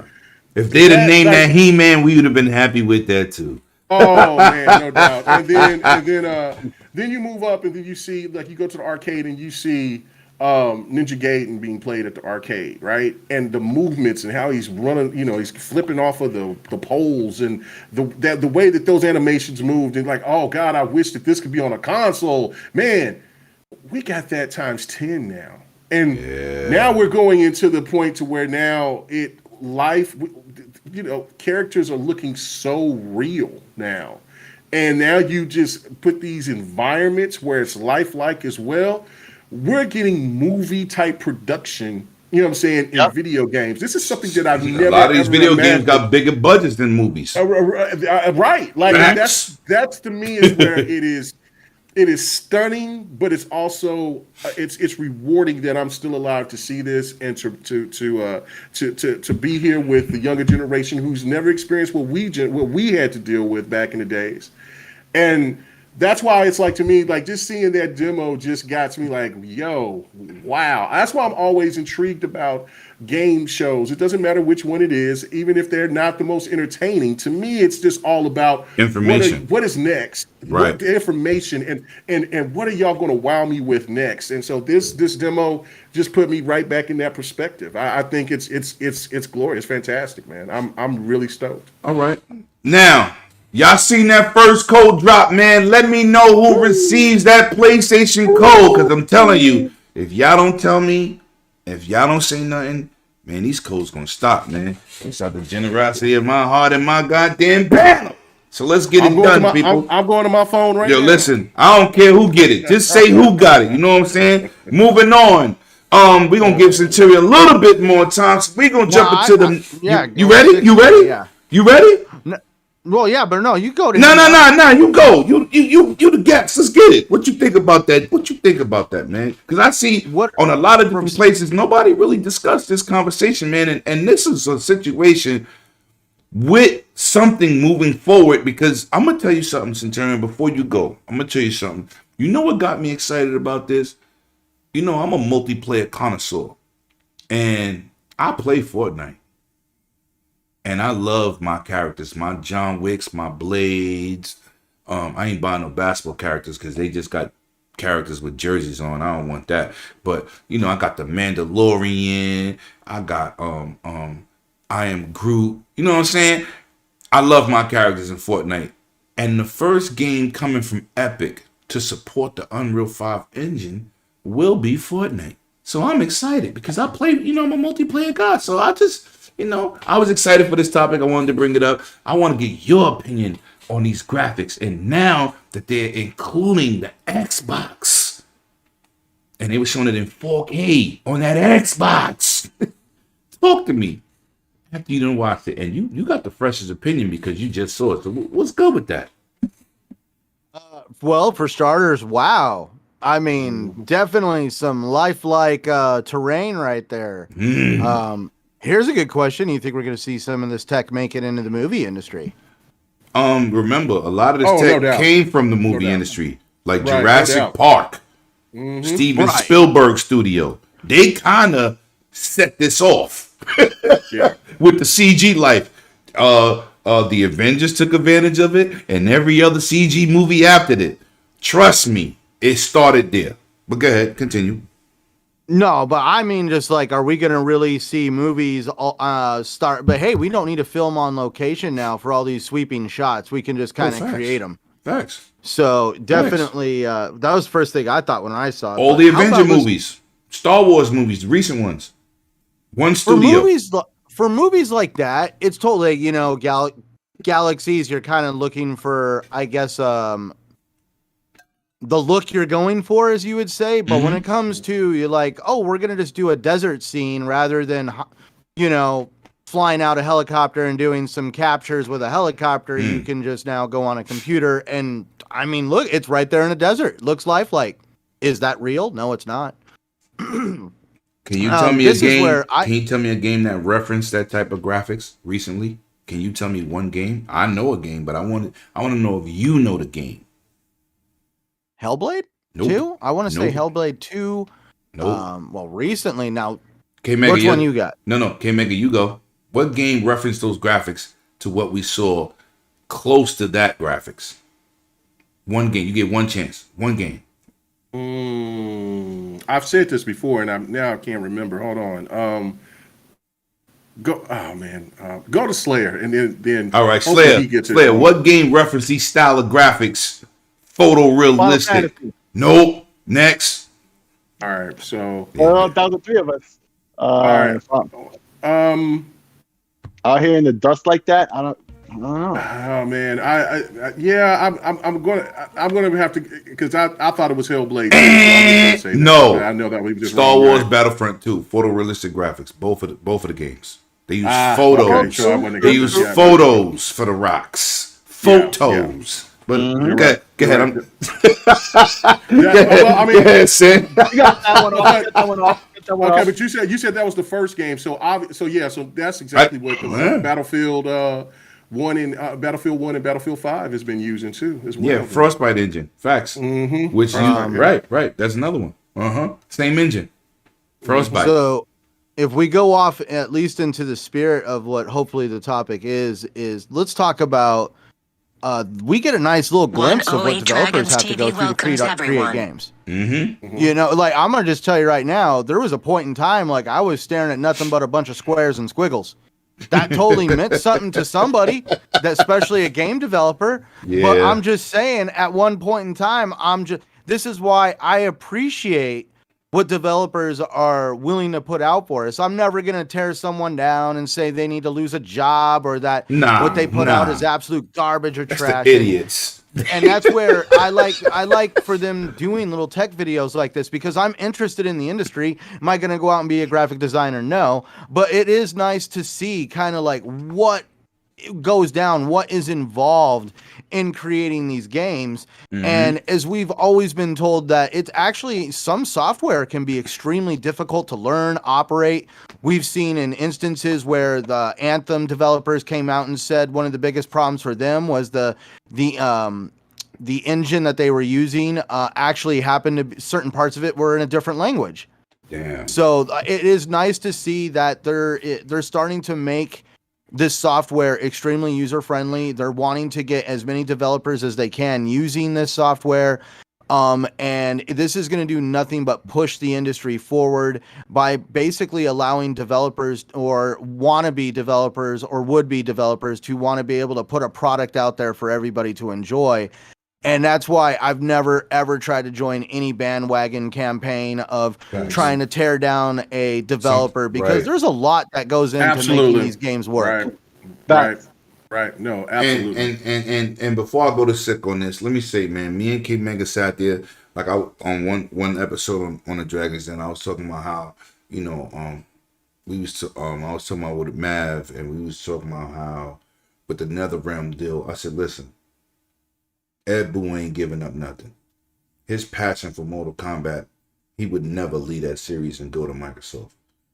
That series don't come with him, he's going with the series. Me and K Mega had a nice conversation with him on that Microsoft stage. His passion is unrivaled. You know what I'm saying? He loves Killer Instinct though. Yo, he loves Killer Instinct. He does, but he ain't gonna leave it. But no, I agree. No, I agree with that. That's, you know what I'm saying? He bought that away from his best friend that helped create Mortal Kombat. Right. So Tobias. Yeah. If people go back and know the history of the Ninja Turtles, and there was just two dudes in a small town that helped create the Ninja Turtles. that dude would one of the, you know, they had some situations and one left and the other one, you know, he fought hard like to maintain to keep it and right. you know, so yeah, like no, when you have projects or something that came from the bottom and then it blows up and yeah, something that you built, your idea, your baby. No, that's just as connected to you like damn near like a child or family member. No, it is a child. It is your child. It is your baby. And I'm gonna say something, man. I totally agree with you on that. It's like I'm a spawn retard. So, you know, I can't tell this man what to do. You know, but you know, I had a lot of advice for this character. So first of all, this is an iconic character that hasn't been seen since Soul Calibur 2, right? We haven't got no animes. We haven't got no movies. Todd McFarlane barely making the toys like we want. You know, people are starving for this character. So I said, listen, this is a character you can't mess up. You gotta bring the heat. You gotta bring a fatality that represents the character. Your cape game gotta be serious. He's looking at me not with like, how dare you say that to me? He's looking at me like, yo, he said to me like, you know this character. So I'm breaking down certain stuff and different moves. He was like, I said, listen, if you put this game in the character, and you put this character in your game, it has to represent properly. The cape and the chains is what matter. He gotta have the right guns when he pull them out. He has to give you that excitement, and he can't be playing no game. Man, you got a lot invested. I can't talk about a lot of characters like that. I can talk about the Hulk like that. I can't talk about Captain America, Iron Man, Thor, but the Hulk, Spider-Man, and Blade too, but Spawn. Those are my passionate characters. And you know what he did? I will take that in consideration. I appreciate a real fan coming out here because I'm not talking from a criticism factor. I'm telling him what a real fan is expecting out of this character. That's the biggest problem, I think, with and he respected me. Yeah, that's the biggest problem I think that's going on with everybody wants to be a critic instead. And shout out to you, K Mega, because remember I talked to you first. I said I don't know if I should say what I want to say because he was like, no, say it to him. I talked to Kiki and Bonnie Ross about Halo and asked about about Halo. I don't want to feel like I'm criticizing him. I just gave him my heartfelt. There's this is the thing about it, right? Everybody, these type of people are sponges for information, and they may have already heard the stuff that maybe we've said to these people before, definitely, I'm pretty sure of it. You know what I'm saying? To some degree, but if as long as you just treat them like human beings, I mean, these people. That's the one thing I think a lot of people when they get into this into this gaming little space, whatever, and just try to act like that they can just demean people because they're behind a computer. Or their phones, you keep forgetting that that's a human being that has feelings and that can be pissed off, and that if there's one of those times where, let's say that you eventually go to E3 or that you get the chance to talk to one of those people, you think they're gonna forget you? No, they're gonna remember you. Yeah, they're gonna remember you. They're gonna remember you because they're human beings, and so that's what I'm saying. Like constructive criticism it should never be a problem. That's just with anything. If somebody says that about my show, about me, or about how I do things certain ways or something like that, being constructive about that criticism, it's warranted, it's needed. But when you go into just say, oh well, you're trash, your channel's trash, that's not constructive. That's disrespectful. And so when you do that with gamers. I mean, when you do that with people who makes games that you spend money on to talk shit to them about, then you're not only looking dumb, but you're over here cutting your own head off. So right. Just that's the whole thing about it. Is like these people absorb this stuff, man, and that's and criticism can be helpful if it's done positive. That's just my methods of it. That's how I approach it. All right, Sid, give me your opinion on this so we can move on, man. Okay, so. We went to lots of tangents, so let's not forget the subject's actually about the Unreal Engine. Yeah, so, go ahead. Get to the Unreal. It's silly. It's silly how anybody would have thought that a 20-year-old engine that was really brought to the forefront on console via the Xbox would have ran best or exclusively on PlayStation or anywhere else. Mm-hmm. It made no sense. You know, this console warring has retarded people. Truly, like the Unreal Engine. What made you think it was a console exclusive? Right. Or that it wouldn't be exclusive to anything. Right. It's going to be on everything. It goes on cell phones. Right. Wait a second. People actually thought that? Yes. They thought it was a PlayStation exclusive engine. Yo, I thought that was crazy. A joke. I was like, no. Nobody can be that. No, this is the non-tech heads talking tech, and they just stay in your lane. And yep. Yeah, because Sony got a good little percentage. What was it, like 1, 2, 3%? 3%, something like that. Yeah. Right. So they just started this crazy narrative. Just like all the other ones that was smashed last year. Here's another one. Yeah. That was early destroyed. And they demoed it on PlayStation 5 first. People said, oh. And what they really did, and they came back and said, no, they did it on a PC running I think a 2060 or something. Like, no, they didn't. Like, come on. So, but yes, the Unreal Engine. What did you think about it? Just tell us what you think about it. The software ray tracing engine, beautiful, but also can be hardware accelerated. This is the future. Right. This is the technology that's going to be running a large majority of games upcoming, because the Unreal Engine is very popular. They use it in, like, I would say, like maybe 60% of games, maybe more, maybe less, a big chunk of games. So this is going to affect a lot of the games you see coming up. So it's a big deal, and it looks great. All right. And remember, there was one. Didn't they? When they shown that, they also said that with the Unreal Engine that it was that's when they started the whole RDNA 3. We're not doing that. Can't make it. We ain't gonna do it. Man, I'm just saying that's when they started. Yeah. People don't even really know what fun photo of the die came out. I had a dude that was talking. I said, "Tell me what RDNA stands for. If you can tell me that, we can keep talking." Crickets. Now we're gonna move on, man. Now this is a situation I want to go over real quick, man. Keep it short and sweet. Shout out to K Mega, King of the A button. PlayStation fans go crazy over Days Gone going to PC. We're gonna start with you, Centurion. It's not really about PlayStation. This is not about PlayStation. This is really, and shout out to Bloody. He posted something in GRG, and I watched the video, and I said, this dude is crazy. Now, it's a business move. Sony sees Microsoft getting money. What do you think about these fanatics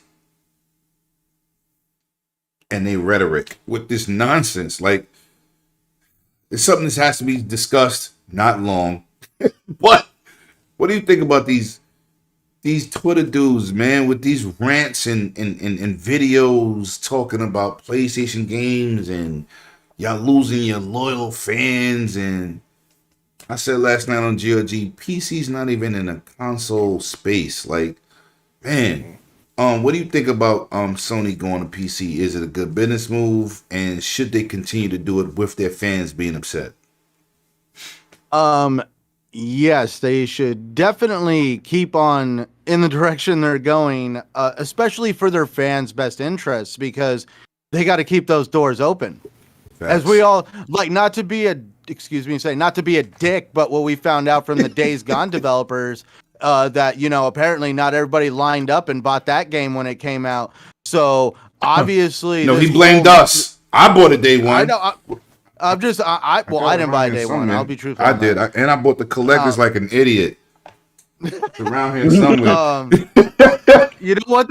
I remember seeing that on special at Best Buy on clearance, and at the time I had the Gamers Club unlocked, and I was like, man, I could get that for 20% off too.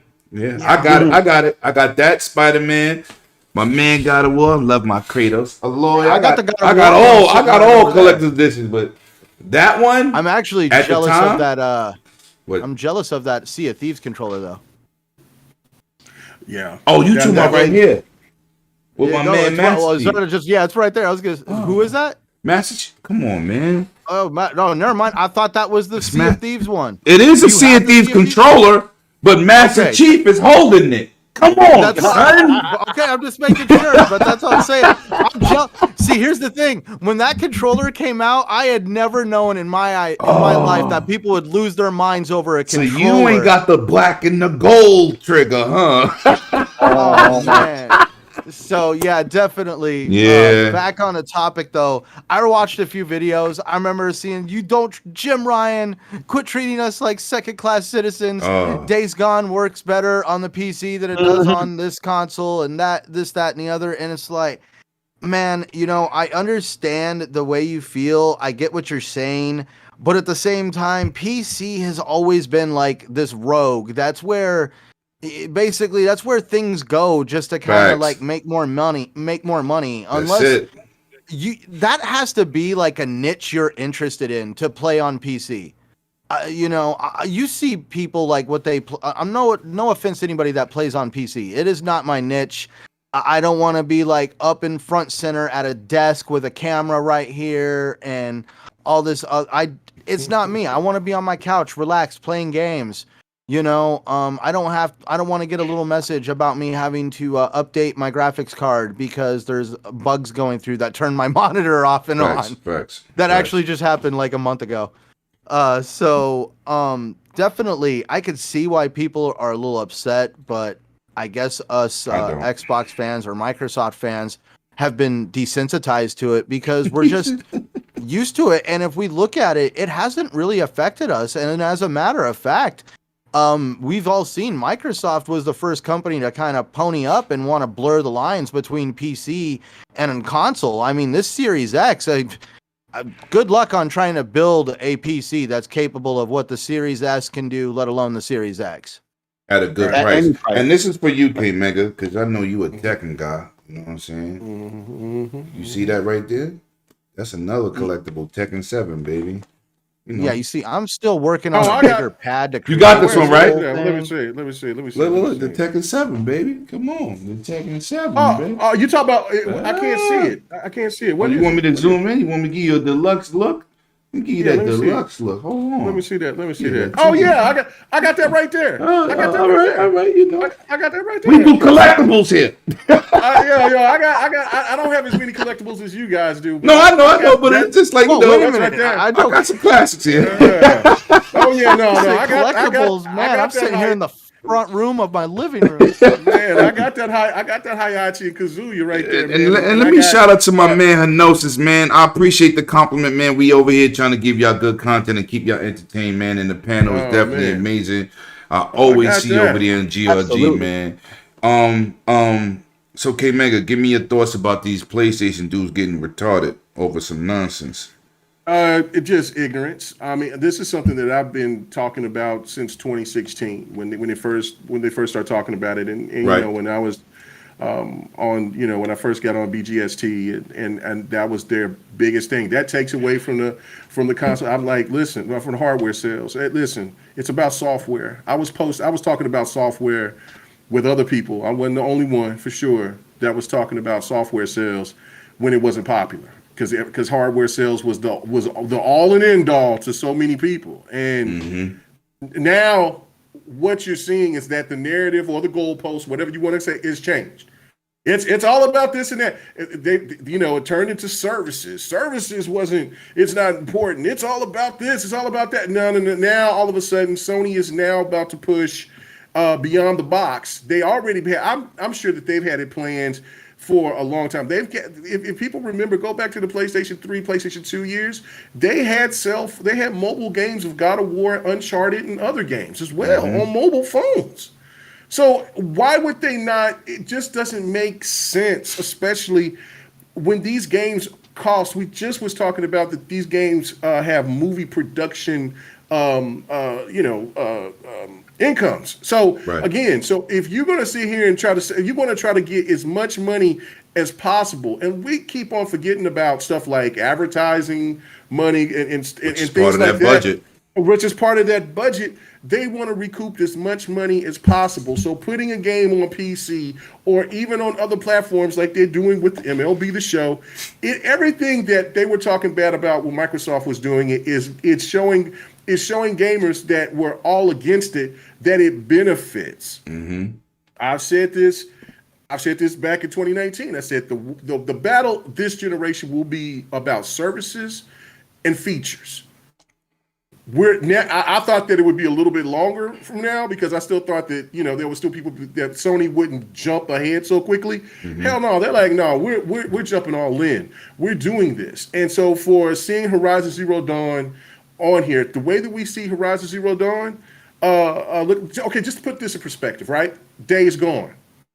If they let Days Gone hit the PC day and date, sure. would we be even questioning if this game will ever get a sequel? Right. No, it would get a sequel. It would get a sequel. It would get a sequel. So again, why is it that? Why look at Sea of Thieves? Sea of Thieves did well on the Xbox, but it's doing tremendous on PC. That's a style of game. Yeah, that is. PC gamers are a different animal, and PCs aren't consoles. No, sir. It's a totally different atmosphere. Totally different market. Totally different. And it's just like what Centurion said, it's about the costs. Console gamers have really the best of both worlds because we don't have to worry about, not all the time, upgrades and RAM and CPU. I mean, our upgrades is buying new consoles every 5 to 7 years. Right. Even for some people longer than that when they're budget gamers. When they feel like not upgrading. Right. And so facts. This is the first generation I do feel where now the console gamers just got to step it up with their televisions or monitors and other with the SSDs and all of that other stuff, they have to they got to pay more money than what they're normal or accustomed to. But it is fascinating to see how people get so lost into these crazy ass narratives and think that it's true. Just because you can listen, my wife has her PC in her office. I have my PC right here. Yeah, I have games on my PC, but I play my games primarily on my consoles. My it's your PC ecosystem. Doing stuff like that. Yeah, it's just a part of the ecosystem. Right. My wife don't play any games on her computer. So to me, it's like it's different when you walk out of the store and see somebody with a Nintendo, an Xbox, or a PlayStation. You know what that is. Right. If somebody's walking out of a store with a PC, you have no idea what they're going to be. You don't know if they're a gamer or if they're doing shit for business. And on a social aspect, you don't know what platform of chat they choose to use. Whether they're going to be speaking on Steam, TeamSpeak, Discord, which is the most popular now, but TeamSpeak was the most popular. Some people use Skype to talk. I mean, it's a mercenary situation. Different hardware, different RAM, different CPUs. Yep. It's an open source environment. When I know I buy a console, all of us is on the same chat. PlayStation, I ain't gonna say the Switch, but Xbox. We know what you're chatting on. You know what I'm saying? And it's more of an enclosed environment, more control. Whereas PC, they're like mercenaries. You got dudes that only talk on Discord, and then they lock their Discord. You still can't even talk to them. So I mean that's the thing about it that is just unbelievable to me because a lot of the people that were making these arguments didn't even have a PC. And if they did have a PC, they had a laptop, a Dell, or some shit that they got for $150. Best Buy. You know what I'm saying? Yeah. So like they didn't have. You know what I was rocking? My bad, Centurion. My bad. No discredit to you, but Before I built my PC, man, the PC that I built, the first PC, well, it wasn't the first PC because I went to computer school to learn how, but the first gaming PC I made, oh man, I thought I was in heaven because I'm like, oh man, I can play these games and do this, and then it hit me real because then when I brought it in because I was like, man, this certain game isn't working. What's the problem? Blah blah blah. And then the guy was like, oh man, your stuff is like 7 years old. You need to upgrade. I just bought this shit. Yeah. What are you talking about? Yeah. It's a different ball game. Now, can I point out one other thing people forget about PC gaming? Yeah. Look at how many people have been banned alone off of Call of Duty for cheating on the PC level. Dude, the PC is a Wild West show. Absolutely, I was going to say this. The reason why it wasn't about cheating; it was about racists and stuff like that. But I've been ignoring the conversation for a while because a lot of people, like what I say, is falling on deaf ears because I'm the PC guy, even though I play on everything. But like, there's a lot of stereotypes, and I'm hearing a lot of stereotypes even now. Not that what you're saying isn't true; stereotypes don't come out of nowhere, but I think they're really exaggerated. But the one thing I will say though is, if it's not for you and you already say it's not for you, then don't concern yourself with what the other guys do. It doesn't even matter. Most of the PC talk that even comes into the console conversation or from PC or from people who don't even have PCs in the first place. Right. They just don't at all. They will never play with PC. They just bring it up as a part of their narrative to attack something else entirely anyway. You know what I do? So it's not even worth it. Put your PC online. You're a PC elitist. I can guarantee this console do PC better than yours. Well, see, this is also too is that like for what Saturi said, it is the Wild Wild West. It is. That's why I call them the mercenaries. Facts. And then if you literally pay attention to it, look, I've never got a virus or anything from anybody that I played the game with. Have I played a couple of cheaters? Yeah, but I played a couple of cheaters playing on the PlayStation and Xbox as well. So exactly. So a cheater can get anywhere that they want to. The best thing to do is just move around and not do it. When people get their shit completely just jacked up, is when they've gone places where they went where they shouldn't have gone. Yeah. That's so I agree with you on that too, Slayers, because I've played now since I've been having a gaming PC here for the last probably 6 years. I now understand a lot more, and so there's so many people that talks about PC that are ignorant to it, and they give these thoughts and they push these different type of these crazy expectations or thoughts of like Sea of Thieves, for instance. Like, oh man, I don't want to play against, like, I don't have to tell my boy Xbox 448 about this because he don't have a gaming PC. But man, I don't want to play against cheaters if I'm playing in Destiny or Gears because of crossplay. Wow. I want to cut them off. Listen, I understand that you don't understand and some of the people that you listen to, they keep trying to say that because you might run into a cheater here, a cheater there. Trust me. It doesn't matter where you go. There's always going to be people that's going to take advantage of you in some way, shape, or form in the game. If you're playing Madden, if you're playing NBA 2K, if you're playing fighters, if you're playing shooters, if you're playing anything that has to do something with online, or anything that you're better than advantage. Right, yes. Right. And so the best thing to do is just avoid them, block those people if that's the case, right? And just stay out of places where you are not, where you know that you don't belong. I'm gonna give you a narrative before we move on. I'm gonna give you a narrative. All right. Other day I'm playing Call of Duty. I played domination. I like to play objective-based games, so you can't hide in the corner. You shoot me in my back, and we trying to win the game. You got to go up there and get the objectives. The other day I'm playing on my Xbox Series X. I got 24 kills, 10 defense, maybe 5 deaths. PC dude, you're a cheater. You suck. If you was a real gamer, you would be on PC. I said, well, you part of the PC elitist, right? I'm a PC elitist. I said, so why are you underneath a console, dude? Did he say it just like that? Too? Yes. Did you say that again? With that emotion. PC elitists. Oh, damn. So I said,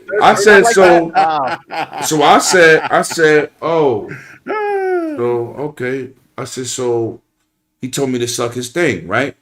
I said, wow. Now I'm going to show you how I suck things. I had 62 kills, 15 deaths, and 27 objectives.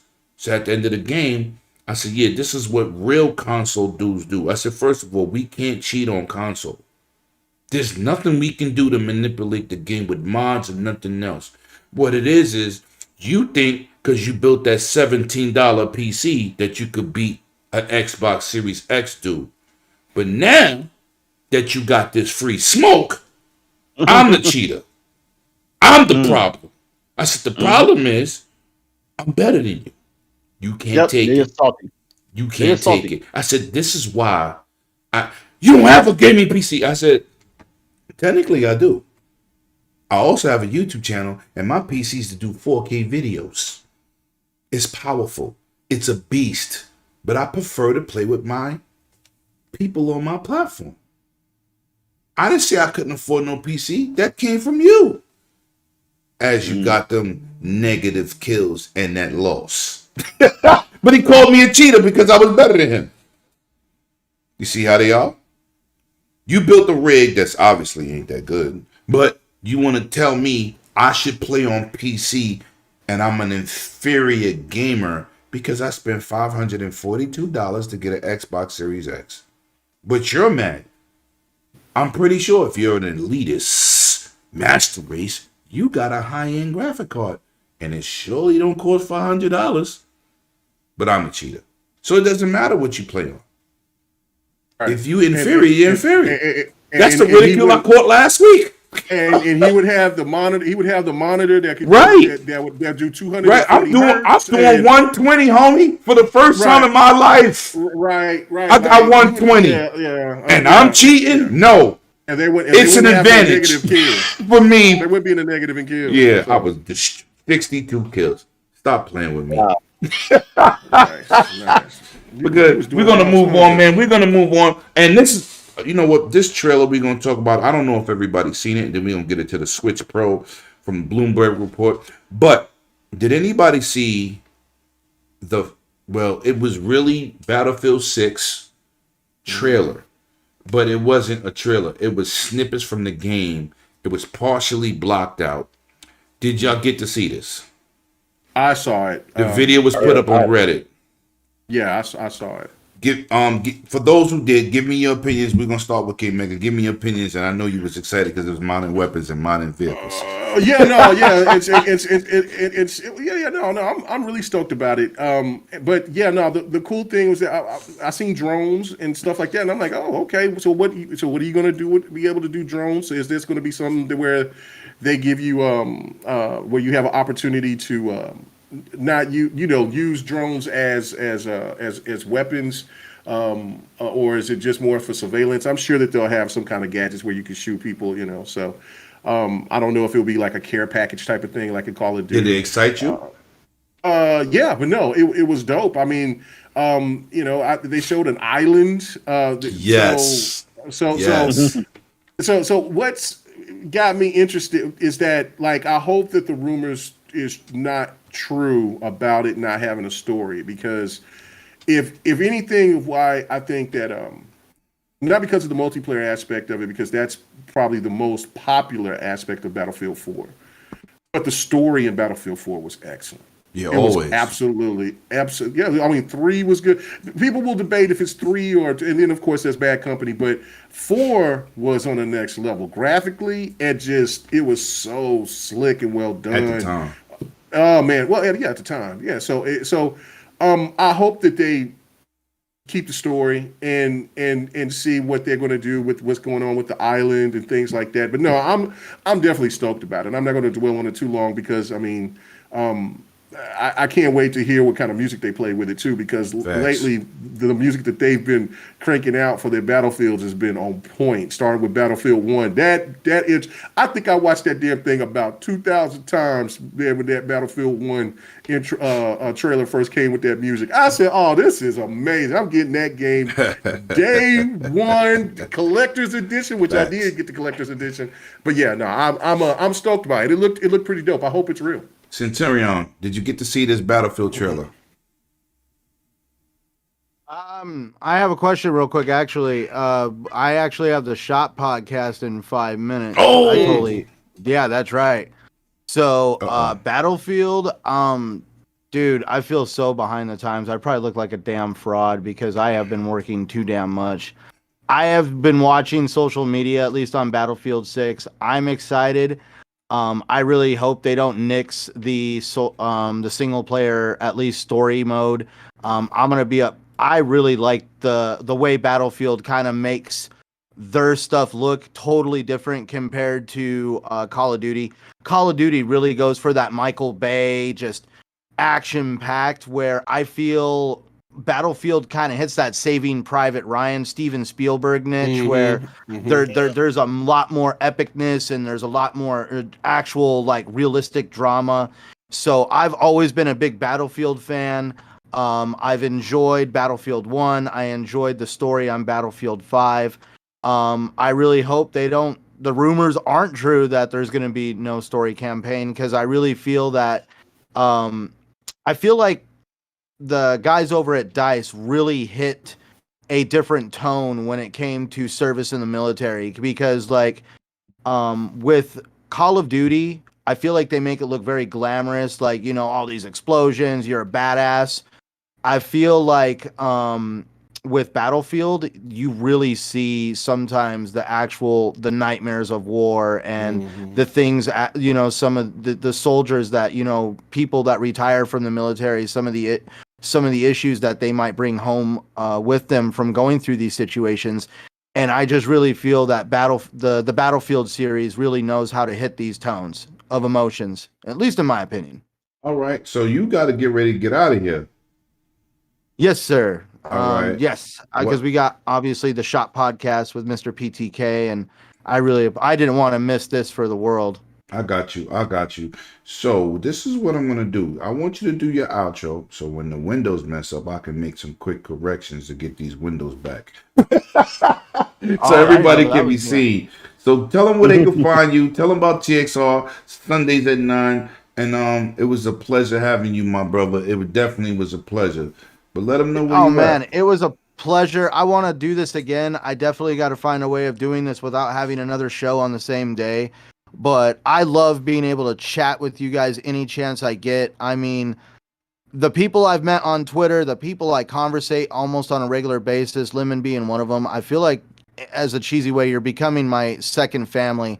I mean, like, I enjoy watching your guys' channels. I love the energy you put off on your channel, Lemon. I mean, if you're definitely looking for a day to something uplifting, just check out Lemon's channel. Definitely, he'll do something that'll make you laugh. Yeah, I'm a little something special. That'll make you want to, make you want to go out and just kind of play some games and have fun.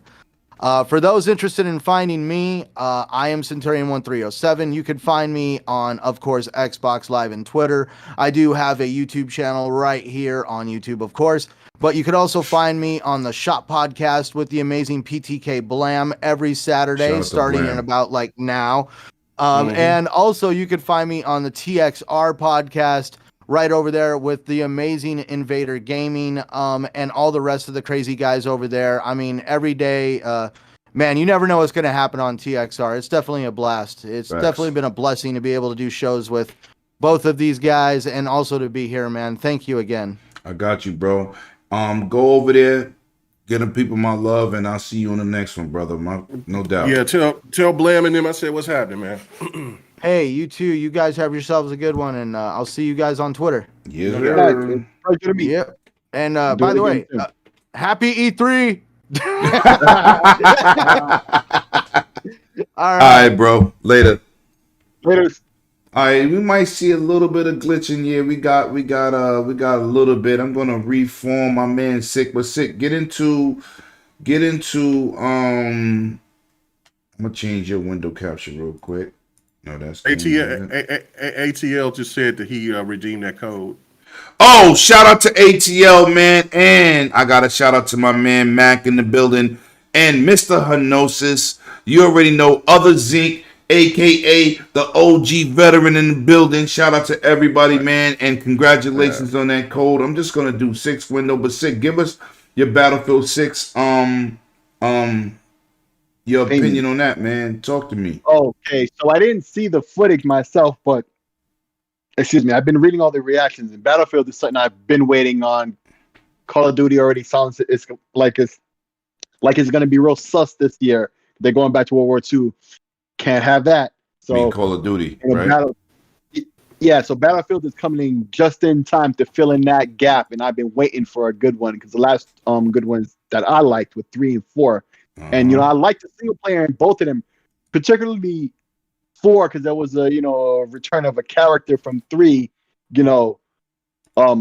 Didn't know he survived, so that was great to see him come back to link the stories together. The games afterwards, Battlefield 1 and 5, no thanks. There's all types of dramas and situations revolving those games that make me don't want to play, and wasn't interested in them even without those. So Battlefield 6, back in the modern time, they're talking about 100 players on a map at a time or something like that too. I'm hearing 129, I think.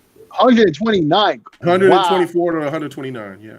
Wow, that's real specific. The 124 to 29. That's odd. Those are odd numbers to pick. But wow, even more than I thought. That's crazy. Battlefield is truly a simulation where Call of Duty is more arcadey, right? So definitely liking that. I can't wait to see more. We're definitely gonna see it at E3. Rumor is it will be at the Microsoft conference as well. I'd love to see that. Maybe they'll show it off at the Microsoft conference a little bit and then say, to get the full deets, watch the EA conference maybe the next day to get full deets on that. I could totally expect them to do something like that. So I was wrong. It's 100. I was off. I'm sorry. It was 128. 128. Okay, yeah. Okay, that makes more sense. That's just like the even type of numbers they use in multiple. So 128 makes sense.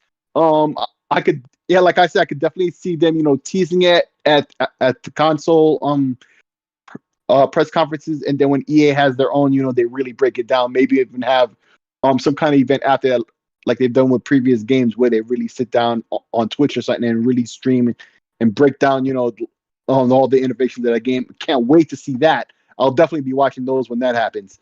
So Battlefield. Really anticipating that one. Can't wait to hear more. Now, I'm going to tell you, man, I was very excited about the Battlefield retard. So, the video was cut off. The video was choppy. I didn't even care. I watched that video like 15 times just to get an idea of what they was bringing to the table. Now, I don't care how much people say, yo, you play Call of Duty all day. There's 3 games I play all day. Well, 4. 2K, Call of Duty, Battlefield, and Halo, right? I didn't play the last 2 Battlefields because I'm tired of World War II type guns. I'm all in. When Battlefield 4 got that 120 Game Pass update, that Xbox boost, frame rate boost, I was in the building. So looking forward to this. Very excited. And it's good to see them going back to modern weapons because I'm tired of shooting guns that look like their reticles was drawn with pencils. So with that being said, we're going to get into the Nintendo Switch Pro. Finally, looks like we have some facts. The Bloomberg report says hopefully we might be getting some news during E3 for the new Switch Pro. They don't know if it's the same cartridge base. They don't know what the format is. They keep saying an OLED screen. But Bloomberg reports are financial reports, and they kind of have a base, So I haven't really talked about the the Switch Pro, because a lot of stuff was rumors. But being that Bloomberg put this in their report, it's kind of credible. They know something. So it's not like it's a rumor or it's just people making things up. But with this being said, K-Mega, what do you think about the Switch Pro situation? They're talking about bringing it out sometime in September. Do you think this is going to be a fully backwards compatible console, or do you think Nintendo going to do the switcheroo and change the format to keep their proprietary system in place so they could generate money regardless? What do you think this is? If you know about this report? Yeah, no, I was planning on talking about it last night, and so because I found a article from a Spanish site called Vandal, and they've been spot on, and so they've this is supposed to be something that they're going to talk about at E3. And so, but this is the real deal. Supposed to, what I'm saying, it'll offer 4K image output. It was saying that it will be compatible with current Joy-Cons as well as other types of peripherals. Screen will be larger, up to 7 inches. Right. It'll be an OLED screen. It said it's eliminating the black frames that surround the screen. Right. Of the current model, and it'll have USB 3 ports. It says it says faster, of course, than the 2.0 ports. And it says, of course, it'll have an internet network port as well. But it is definitely the real thing, man. It's definitely coming. It sounds really intriguing. What I'm saying? I actually enjoy the Switch more than I thought that I would. It's a great system. It's a cool little system. What I'm saying? I mean, I don't care how people will try to define it. If it's, if they say that it's if it's some kind of hybrid or whatever the hell that it, people might try to say what it is. But regardless of it, to me it's like it still produced great games, and I need to get back and play some more Smash Brothers so I can get some revenge on some people. Yobi, PK, Tarzan, damn PK, son of a gun. Oh man, he's a monster. But what I'm saying. But that was anyway. That's a whole nother topic for another day. But PK is really good. So, but I will get him. I will be determined. But listen, it's due. There's a lot of Nintendo fans that's been making a lot of rumblings because of what Nintendo's been doing here lately, especially with the latest Zelda game. It really, they did some crazy stuff where they overcharge people with the game. Then it's got something to do with the little toys. I forgot what those things are called. With the little toys of the characters, and you can play them within the game. What are those things called? Do y'all remember? Amiibos. Yeah. I got and some of them. it's got something to do with the Zelda game, and I was just reading comments, and people were just upset.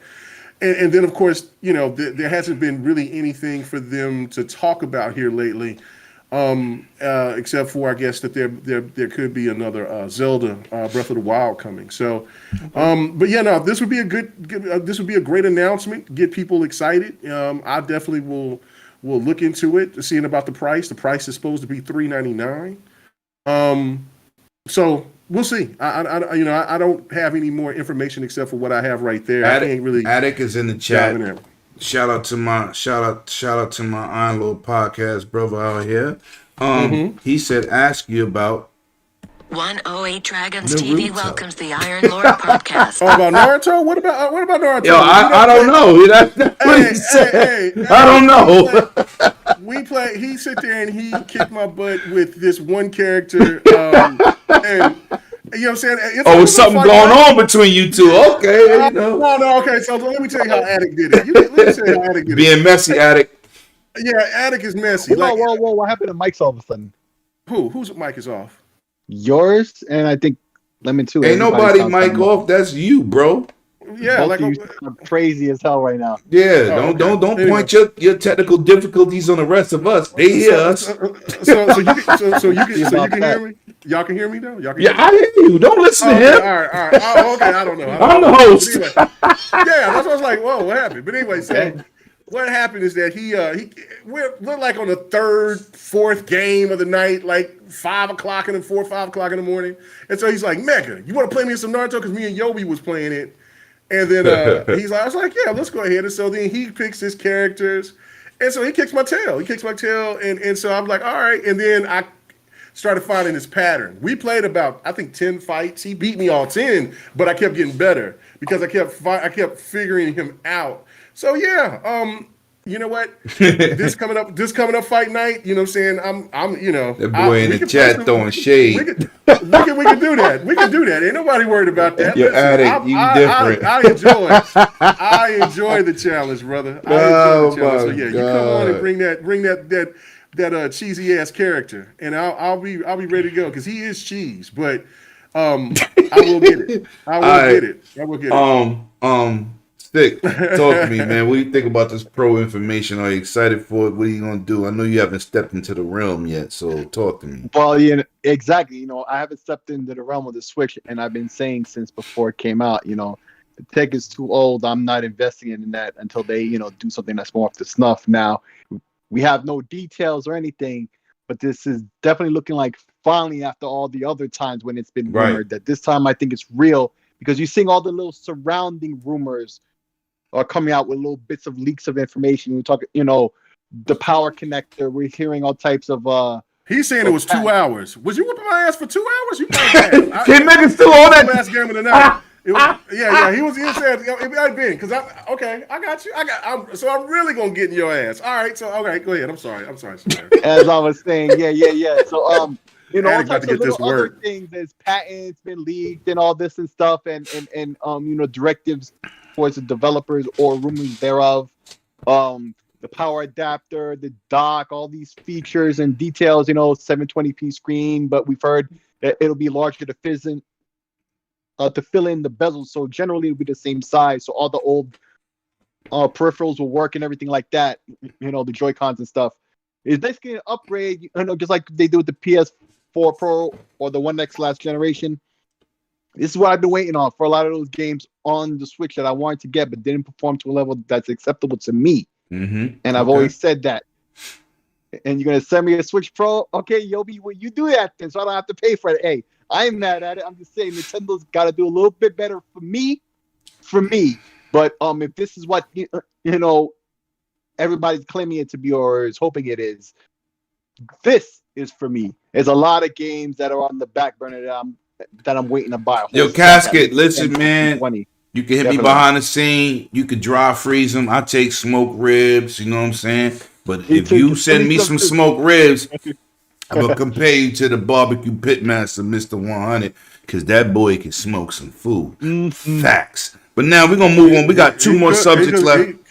He cooked that damn chicken. I can't hold you on that. No, you didn't eat chicken. You had that steak. Let's not get crazy here. We had special steaks. No, and asparagus. We had steak and then he cooked chicken too. Well, I didn't eat no chicken. Them steaks was big as hell. But hold on though. You know what I'm saying? But then I brought that Oklahoma barbecue sauce on over no, but he didn't use it. Remember? You left it there. Yeah, no, because it got taken. People took it. Oh damn! Oh no! People stealing barbecue sauce. They took that Oklahoma barbecue. You damn sure did bring some from your city. Yes, you did. Was it? 2 of them or 3 of them? It was 3. Because he didn't use them, and then he was like, "No, I'm gonna keep them." And then I didn't know what happened to him after that. We was drinking. We had so many bottles. I know. Infamous took the apple. Damn. The apple West Coast. She took that one. I know because she sit there and she hit me and she's like, "I got that one. That was good." Okay, I ain't mad at it. All right, we got 2 more subjects left, man, and this one is coming from that Game Pass hype train. If you a Game Pass member, stand up. You already know, man. And this was a shocker. No, it wasn't. It wasn't no damn shocker. I told y'all so. MLB for the month of April kicked Call of Duty in its behind off the #1 top spot. Now, let me tell you these numbers. The last MLB sold 1 million. They usually struggle to get to 1 million. And I said those numbers will be different, bringing it to a different demographic of console. And with Game Pass being the bonus, that damn Game Pass train is the truth. It's the truth, baby. I don't care if you like it or not. But listen, man, kicking Call of Duty off that top spot, man. Call of Duty been at that top spot for a minute. So not only is Game Pass catapulting the game, people are actually purchasing the game on top of it. So K Mega, let's talk about it, man. Talk your stuff, man. Get into what you're thinking about this MLB The Show's biggest outing in the history of the game. Show that biggest outing. Just comes to show that Game Pass is the truth. That it just kills another narrative. Facts. For somebody who's bought the show on PlayStation for the last 4 or 5 years. I've in a row, and then I bought it back on the PlayStation 2. You know, it was a PlayStation 3. And so to me, it's like, I mean, I don't care about sales numbers like that, except for at this point. At this juncture, because what it does is that people are trying to downplay services, but then yet they're right now probably chilling with their homeboys watching Netflix, watching a service of some sort. Well, I hope they're not chilling with their homeboys. I hope we're doing Netflix and chill with your lady. But they half of them suckers ain't got no ladies, man. They got homeboys. Popeyes and I ain't chicken and dickin'. No, they chilling with the homeboys. Because they ain't got no the multiplayer games that they swear that they don't have, so therefore they got the third parties, but they don't play third parties because they say third parties are trash now. Of course, just listen to what they say. So again, looking at this multiplayer game right here, which I guess that is the multiplayer game that they could play. For it to gross like this is just letting Sony know and letting everybody else know that having to advertise your game the way that they did through Game Pass. I mean, we were just hearing what Satiri was saying before we started the show was like, man, he had no, and that was, I mean, that was so shady. There was so many people that said the same thing, like, man, I don't care about no baseball game, but because it was on Game Pass, I'm gonna go ahead and give it a try. And then what happens after that? You play it, and if you have an inkling of any baseball love for any baseball, then you're gonna start playing with the team that your parents liked or what you liked, and then you start seeing, oh man, this isn't too bad. This is kind of fun, and then you start getting interested into it, start playing the game, and if you play games, you're hooked. It's just like with Madden or with 2K or with FIFA or any other sports game or shooter, for instance. Like those type of games kind of hook people in. They say that they might not be their primary games to play, but it's just one of those things of where it's just interesting. And on top of that, it's new. This was the biggest, the factor that people was waiting on was to see if these games would sell if they were going to Game Pass, because it's supposed to be, it's supposed to be basically people are cheap or whatever. That's not how gamers. That's not how Xbox gamers has been with Game Pass.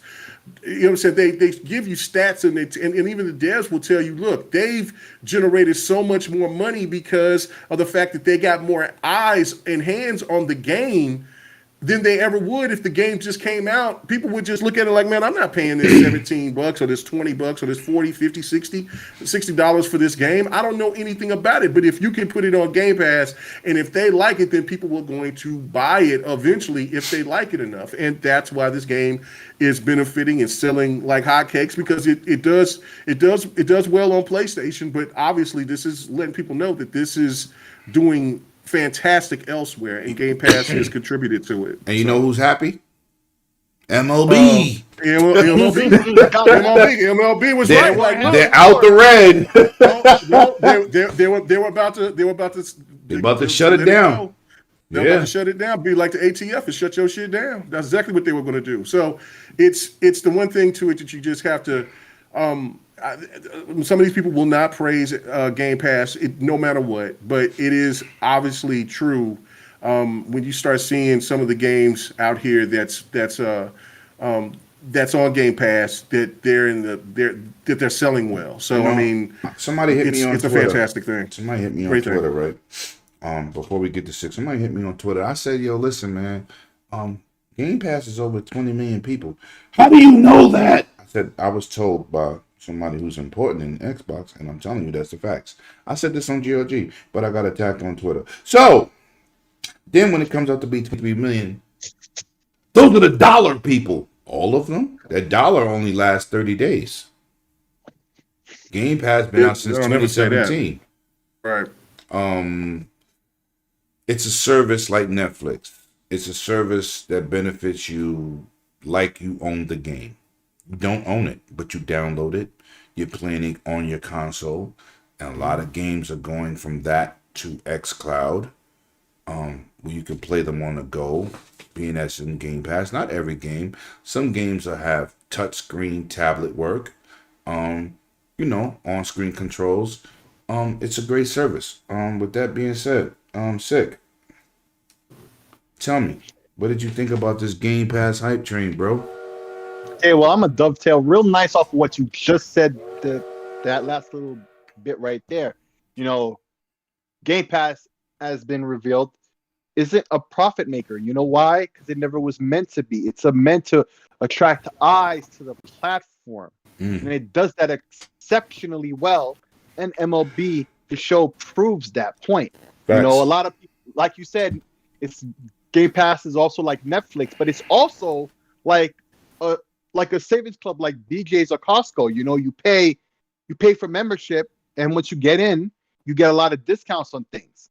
And same with Game Pass. Even if you prefer to buy your games, it behooves you on Xbox, if you're an Xbox gamer, to have Game Pass for that 20%. The more games you buy, the more you're gonna save. That's a fact. That's a big fact. This whole situation that brought the show to Xbox and other platforms is the same thing I'm talking about. All these people were talking that talk but not walking that walk, and MLB The Show wasn't really selling all that well on PlayStation, especially if you consider the install base. But even if you don't, it just wasn't, because they talk but don't buy or play games. They'd rather play Fanboy Fanatic on Twitter instead. So they didn't buy it. But as soon as they have it on Xbox, the sales numbers are through the roof. And hasn't ever been like that, if ever, and if not for a long time at very least. So it just goes to show and this is another thing why I say about third-party exclusives. It makes no sense. It makes no sense. This is what makes sense. This is why Game Pass doesn't have to make money for Microsoft, but it brings people to the platform who see the games, who see what's on offer, and then they buy. And this is just proving the point, because these games are still selling. MLB The Show is outselling Call of Duty. That means it's really selling. It's not just selling, it's really selling. And it just continues to prove the point, the value of Game Pass to both Microsoft and the consumer. So if anybody thinks, the shoe is going to flip, the other shoe is going to drop, it won't. But it's Game Pass itself and the subscriber profits they make isn't the money. That's just to get you on, to get you hooked. Facts. The games they sell, that's how they're making their money. And they're doing that exceptionally well. So there's no reason for them to ever try to snake us and increase the price of admission, to a crazy degree. It'll happen slowly, not like Netflix. And as much as y'all love to complain about the prices increase in Netflix, you always pay for it. You always pay for it. Maybe you take that one little stand for a month or two, because you're extra mad that time. Okay, I'm sure, but then you're right back on. You're right back on, because nothing is providing the value in that like Netflix is, and nothing is going to provide that value like Game Pass is. Straight facts.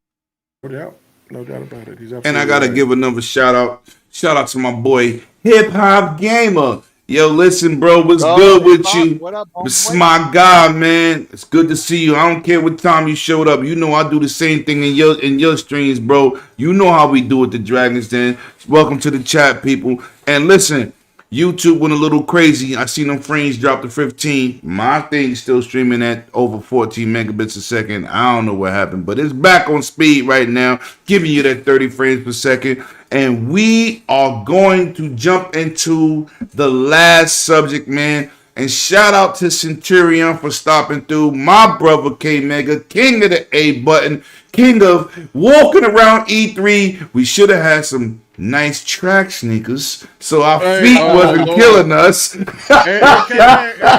the Water Buffalo. Yo, K Mega drank more water. Yo, at one point I was looking at K Mega like, how much water you drinking? God damn. And he even used the bathroom. He sweated it all out. But yeah, we're going to get into the last subject of the day. And give my brother some love in the chat, Hip Hop Gamer, man. We need to talk about what we talked about behind the scenes. Shout out to him, and I see Dirk Griggity up in here. Oh, Man. Dirk Griggity, I didn't even see him in the chat. Shout out to you. Oh, you know what? What I drop first? Oh, I got an Xbox code. We gonna get on this last.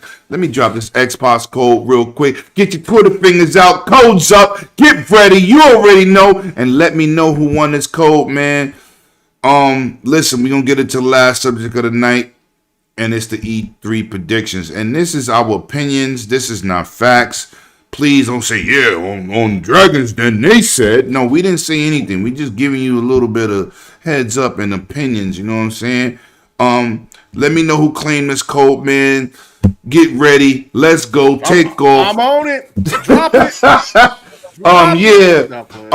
E3 predictions. I'm gonna start off with you, Sick, man. We gonna let K Mega finish it out. I don't really have too many predictions, so I'm gonna be quick. But Sick, what's your prediction for E3 from any platform, any game? What do you predictions? What do you think? Just give me. It could be a short idea. It don't gotta be crazy long. I mean, it's an opinion.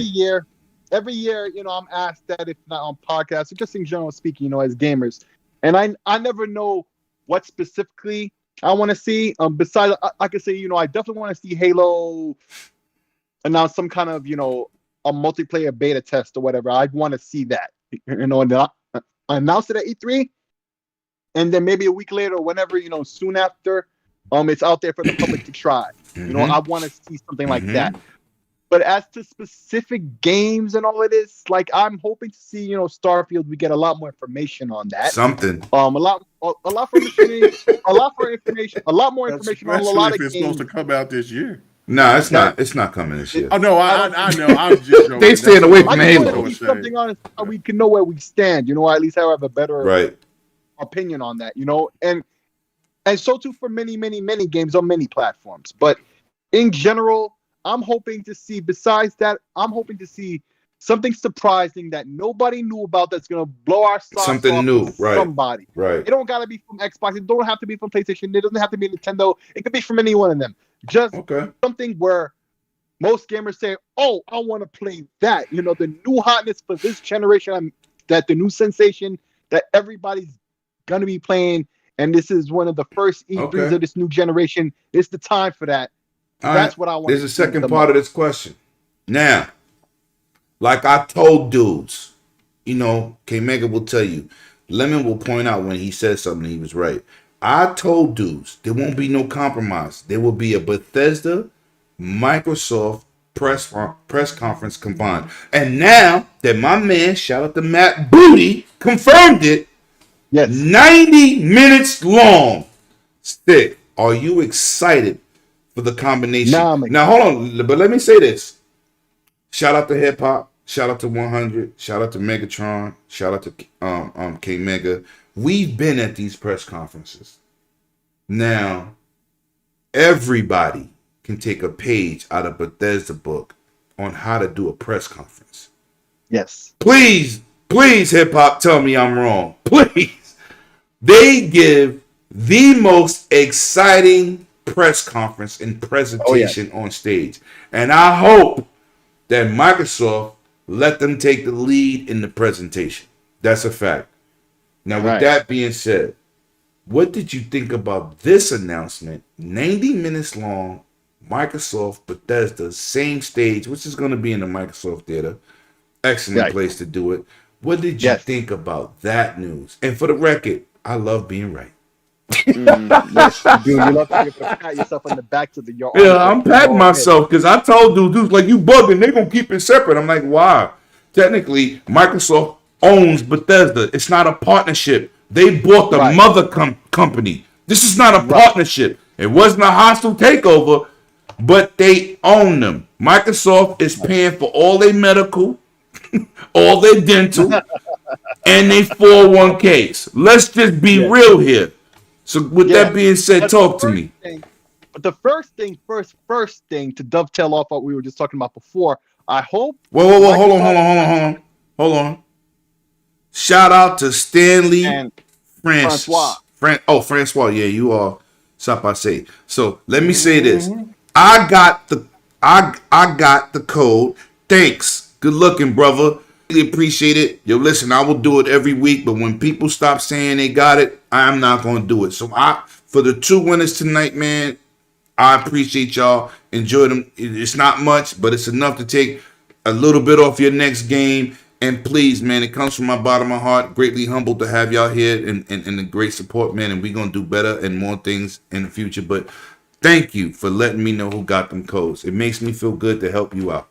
Go ahead, Sick. I'm sorry. All right, so what I was saying was, to dovetail what we were talking about before, I hope, the Microsoft E3 conference starts off with Halo. Off bat. Can say Halo, have the segment, you show off the gameplay and whatnot, everything you're going to announce, date, all of that, and then you go on to other things. And so like we were talking about last week, Bethesda, as you said, have great shows. Enough to be a press conference all their own, full of content.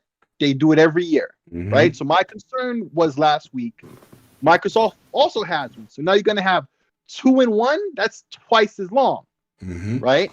And I was concerned about that. I said, they need to tell us how long this Microsoft conference is going to be and if the Bethesda thing is going to be separate. Now, we knew the Bethesda thing was going to be separate, but they didn't say how long this conference is going to be. Now we know, 90 minutes. Facts. Okay? Facts. So Microsoft has a lot they can show from Bethesda alone to fill up 90 minutes, and they have a lot of their own that they need to show. No doubt. So this show needs to be quick, concise, to the point. And we'll be live on One Away Dragons TV. We'll be live in that event. That's a fact. And K-Mega, you're more than enough welcome, bro. And post shows. We're gonna have pre-shows and post shows, I'm sure. Facts. So listen, they don't have time to waste now. They have tons of content. We know this. Gameplay, details with date or release dates. If you have that, move on to the next game. You don't have time to play. With people on stage talking blah, blah, blah, way too much with the marketing speak. We don't need that.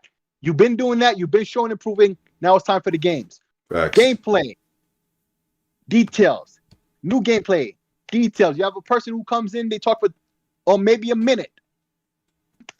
And they better have something that's worth that minute to be talking because they should be showing gameplay. Facts. Gameplay, details, gameplay, details. 90 minutes. Blow our socks off. It's going to feel like it was 20 minutes. An hour and a half will go by that quick.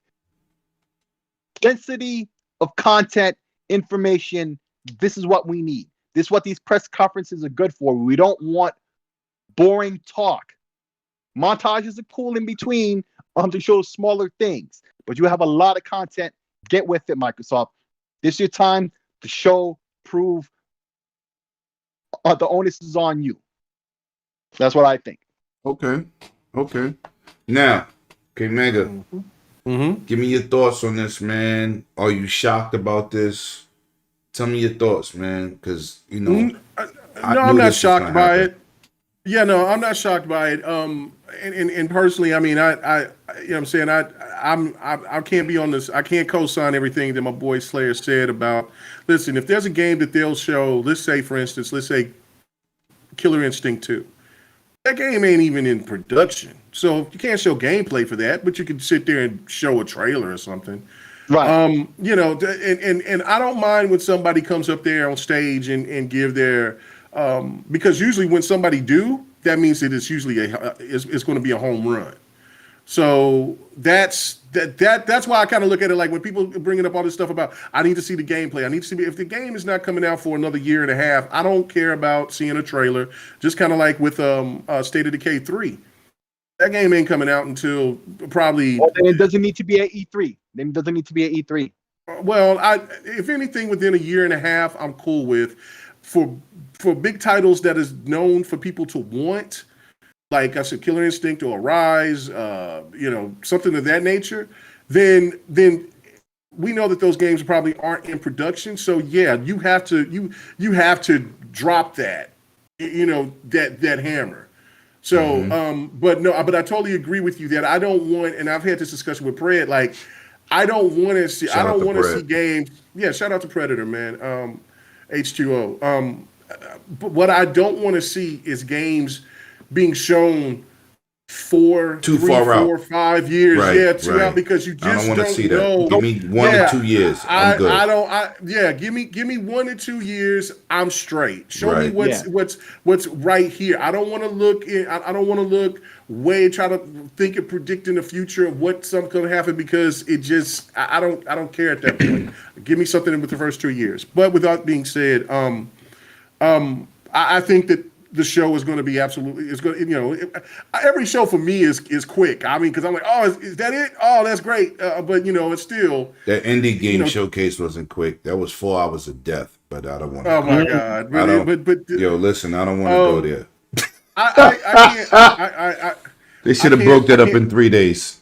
2019's E3 was good. It wasn't the best. 2020's was fantastic. I wish I could have been there. I wish, but of course the whole pandemic situation, kind of stopped all that. And then 2018 was just absolutely incredible for Xbox. So I think where we're going to be is, and you're saying that's, well, it's for me to give my predictions. I say that we'll find out that Tekken versus Street Fighter will be announced. I hope so. It'll finally be announced. I do believe that Kojima will come up on the stage, and there will be something working on with Xbox. If not, Death Stranding coming to Xbox. No, we don't need that. No. I mean, let people get the chance to see it. Like, what I'm saying? And of course, that's another slap in the face. So go ahead. And then I think the coalition's going to come up on the stage, and they will. And I think that the game from the Shanghai Knights, the game that was called Shanghai Knights when they were Black Tusk. I think that game is the game that I was talking about earlier, when we was talking about the Unreal Engine 5. Mm-hmm. I think that's going to be their showcase. It won't be a big game, but it'll be a game that nobody would expect them to do, and it will help them get a better understanding of the new technology. So basically, I think that Shanghai Knights, that whatever they will call that game, will something from the coalition in that space. It won't be Gears, unless it will be like maybe extra Gears 5 multiplayer stuff. But this will be a new game from them. Is one of my predictions. Another prediction that I've got, I said this on GRG last night, and I'm going to stick to this, and I'm going to I'm going to put my money where my mouth is on this one. Scarlet Nexus is going to be on Game Pass. It's going to get announced. It's going to be on Game Pass. You're just going to stick to your Game Pass hype train with Scarlet Nexus, huh? Right. And like I said, if I am wrong, if I take the L on that, I will give Scarlet Nexus to PlayStation, Xbox, PC gamer the week after that game, the week of when it drops, or the week after, however it falls. I forget what day it's going to fall, but that is one of my bold predictions that I have to pay for. And then lastly, you might have to pull a 100 Xbox Series S on that one. Never that. I keep my word. I'm not going to do my list like that. So, but because you know what? Because I definitely would like to have a S right now. Since my 1X is bricks. So 100. If you're still listening, man, you know what? I'm still waiting on that. So, you know what I'm saying? Can I go ahead and get that 1S? You still own that bet, brother. Anyway, so but and then I think with the Bethesda stuff, I think that we'll definitely find out about Starfield, and then this Omen game, this vampire game that's supposed to be dropping, and then also I forgot, KOTOR will be shown. Not saying it's exclusive, but I do believe that it'll be maybe marketed through Microsoft or being shown on the Xbox floor. Okay. But KOTOR, I think will finally be seen or talked about or shown, maybe a trailer or something like that. I think it'll make its glorious return. And then lastly, I think that Bethesda they will grace us with a game that I think is due, and I think that will be there'll be another Wolfenstein. So that's it. Those are my predictions. Well, damn, I can't compete with that list. Damn, that was well thought out. I just want a little Starfield information to get because I want something that we can actually get excited about. Instead of some planets and a couple still pictures from 2018. I think we're gonna get a real glimpse at Perfect Dark's gameplay. Oh, okay. Yes. Oh yeah. I think we're gonna get a real glimpse. I think we're gonna get at least 2 new IPs, new franchises from Microsoft. And I think we're gonna get some exclusive bonus announcements for Game Pass. I think they're gonna move forward. I think we're gonna also get another number elevated from Game Pass from the 23 million. I think that's gonna happen. And I'm not really worried about Halo because we're going to get that. There's no ifs, ands, or buts. And I think Forza Motorsport 8 will be there with a release date. With a release date. With release date. Okay. With a release date. Facts. All right. And no Horizon? No Horizon? No. Okay. No. All right. They keep dropping content, and Forza took off 2 years and let Horizon live. I think 8 is next. As it should be. It took a 2-year hiatus. Usually it's 1 for 1, 1 for 1, 1 for 1. 3 year. Oh, going on 3 years. Going on 3 years, right. And let me shout out my man in the chat, man. Child of God, man. I know you always asking me for shirts, and usually, shout out to you and Miss K. I'll be sending Miss K shirts personally. You know what I'm saying? That's my girl support all day. But I'm trying to work out a deal with the shirt manufacturer. Teespring is like the go-to for everybody. I'm trying to work out a deal where it's cheaper for people to support my channel compared to just trying to make a buck off my people. And when I get the right deal, I'm gonna have a t-shirt deal because you always ask me, my brother. We had conversations on the phone. You my guy. We rock out all day. I just wanted to put out so everybody hears it. This channel is about us and not me, man.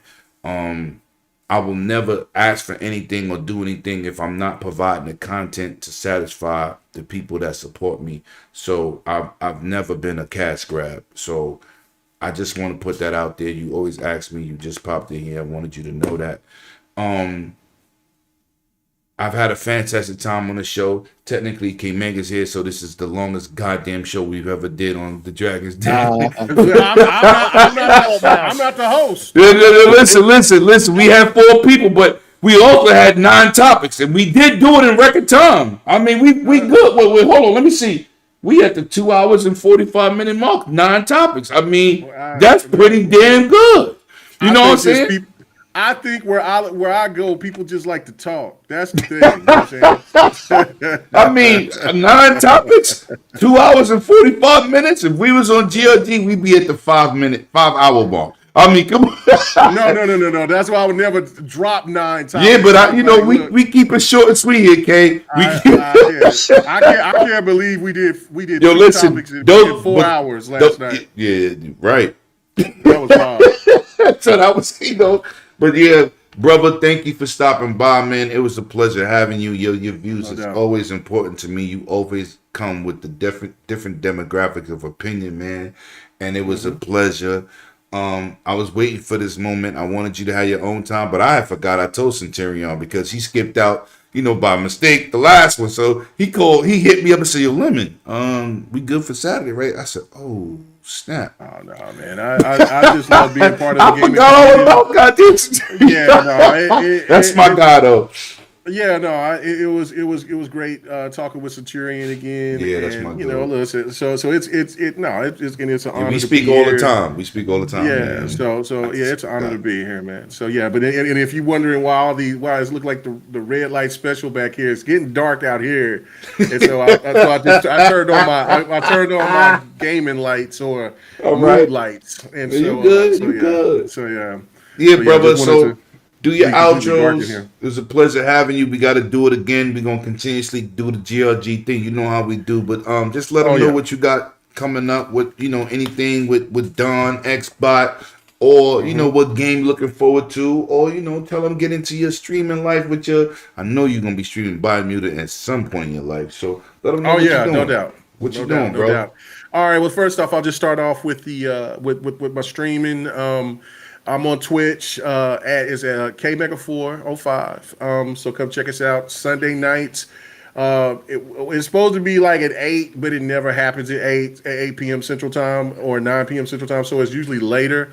But Fight Night Sundays, we get it popping. So and that's when we play all different types of fighter games. The first game for tomorrow night, Memorial Weekend, man, it's going to be the it's going to be Battle for the Grid, which is the Power Rangers game, because Ryu. Yeah, I got to get that content. I'm gonna order that content. The Street Fighter content. It's dropped, and that's going to be the first game. So we're going to have a blast doing that. Sounds like to me that maybe by the time we at the end that some little sneaky bastard named Attic will come in there and try to play. I knew that was coming. I will be ready. Anyway, so shout out to my Iron Lord brother, man. Shout out to Attic, man. The Iron Lord podcast. Bastard. But anyway, shout out to him. Also, every Friday night, 8 p.m. Central, 9 p.m. Eastern, 6 p.m. Pacific, and 2 a.m.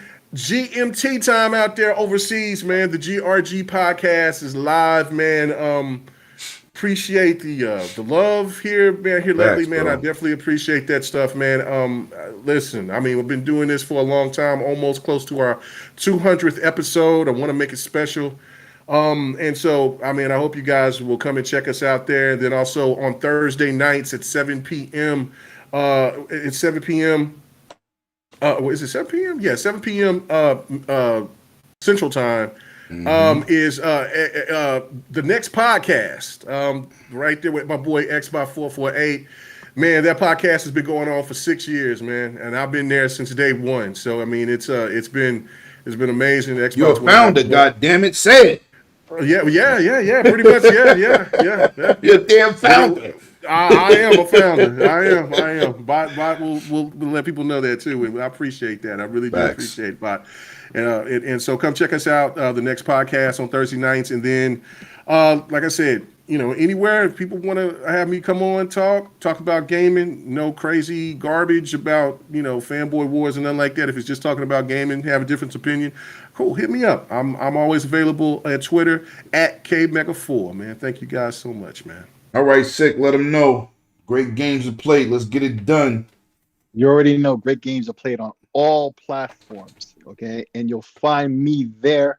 You'll find me on Twitter, Sick Slayer. You already know the name, no letter C involved.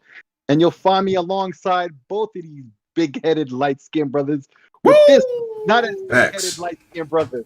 On Fridays and Saturdays. On Friday, you find me on GRG, 9 p.m. on that Beast Coast time. And then 7 p.m. Saturdays on that Beast Coast time once again, right here on the Dragon Den. Well, at least you didn't say the Lord's time, which is Central Time. I'm good at that. I'll take you talk about the Beast. Blasphemer. Listen, man, Lewis L., I see you in the streets, man, and it's greatly appreciated. Like I said, I try to shout out everybody who supports me from week to week, man. I like to shout out my Gamers United Guild, man. Those dudes over there accepted me into that party, man. And I'm out in these streets. I'm working hard. As you see these pop-ups, man, they mean a lot to me. I try to surround myself and be around good people, supporting good products, supporting good information without the console nonsense. You know what I'm saying? Absolutely.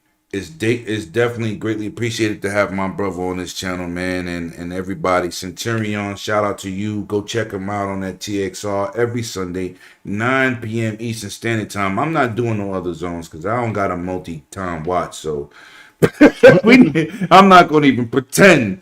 Well, 9 Eastern, 6:30 Pacific. All right, I got something. I don't know all the in between. I don't know Mountain Time. K-Mega have to assist me with that one.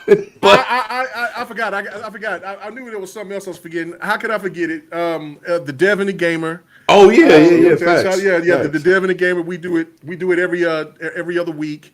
And it's just me and him, and we do it around like 10 p.m. Central Time. And I guess it's 8 o'clock, maybe 8 or 9 o'clock Mountain Time for him. I don't, so that's the time that throws me off is the Mountain Time. But yeah, come and check us out every other week. We usually do it on Tuesdays.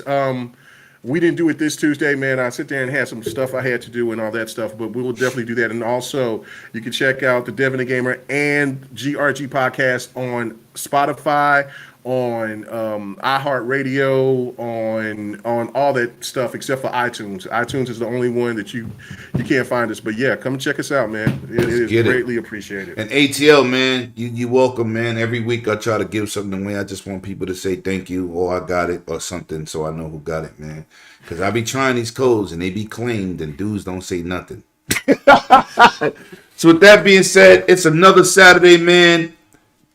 It's greatly appreciated for everybody that showed up. It was a wonderful show. If without y'all, there's no me, man. There's no us. We definitely do it from the heart. We try to bring the real facts, the real information, man. And with that being said, like I always say, you got to bring your game and not your name. Facts. Deuces, y'all. Hey, Devin the Gamer, aka the Son and Pappy Show. Yo, we out. Peace. We out. Peace, man.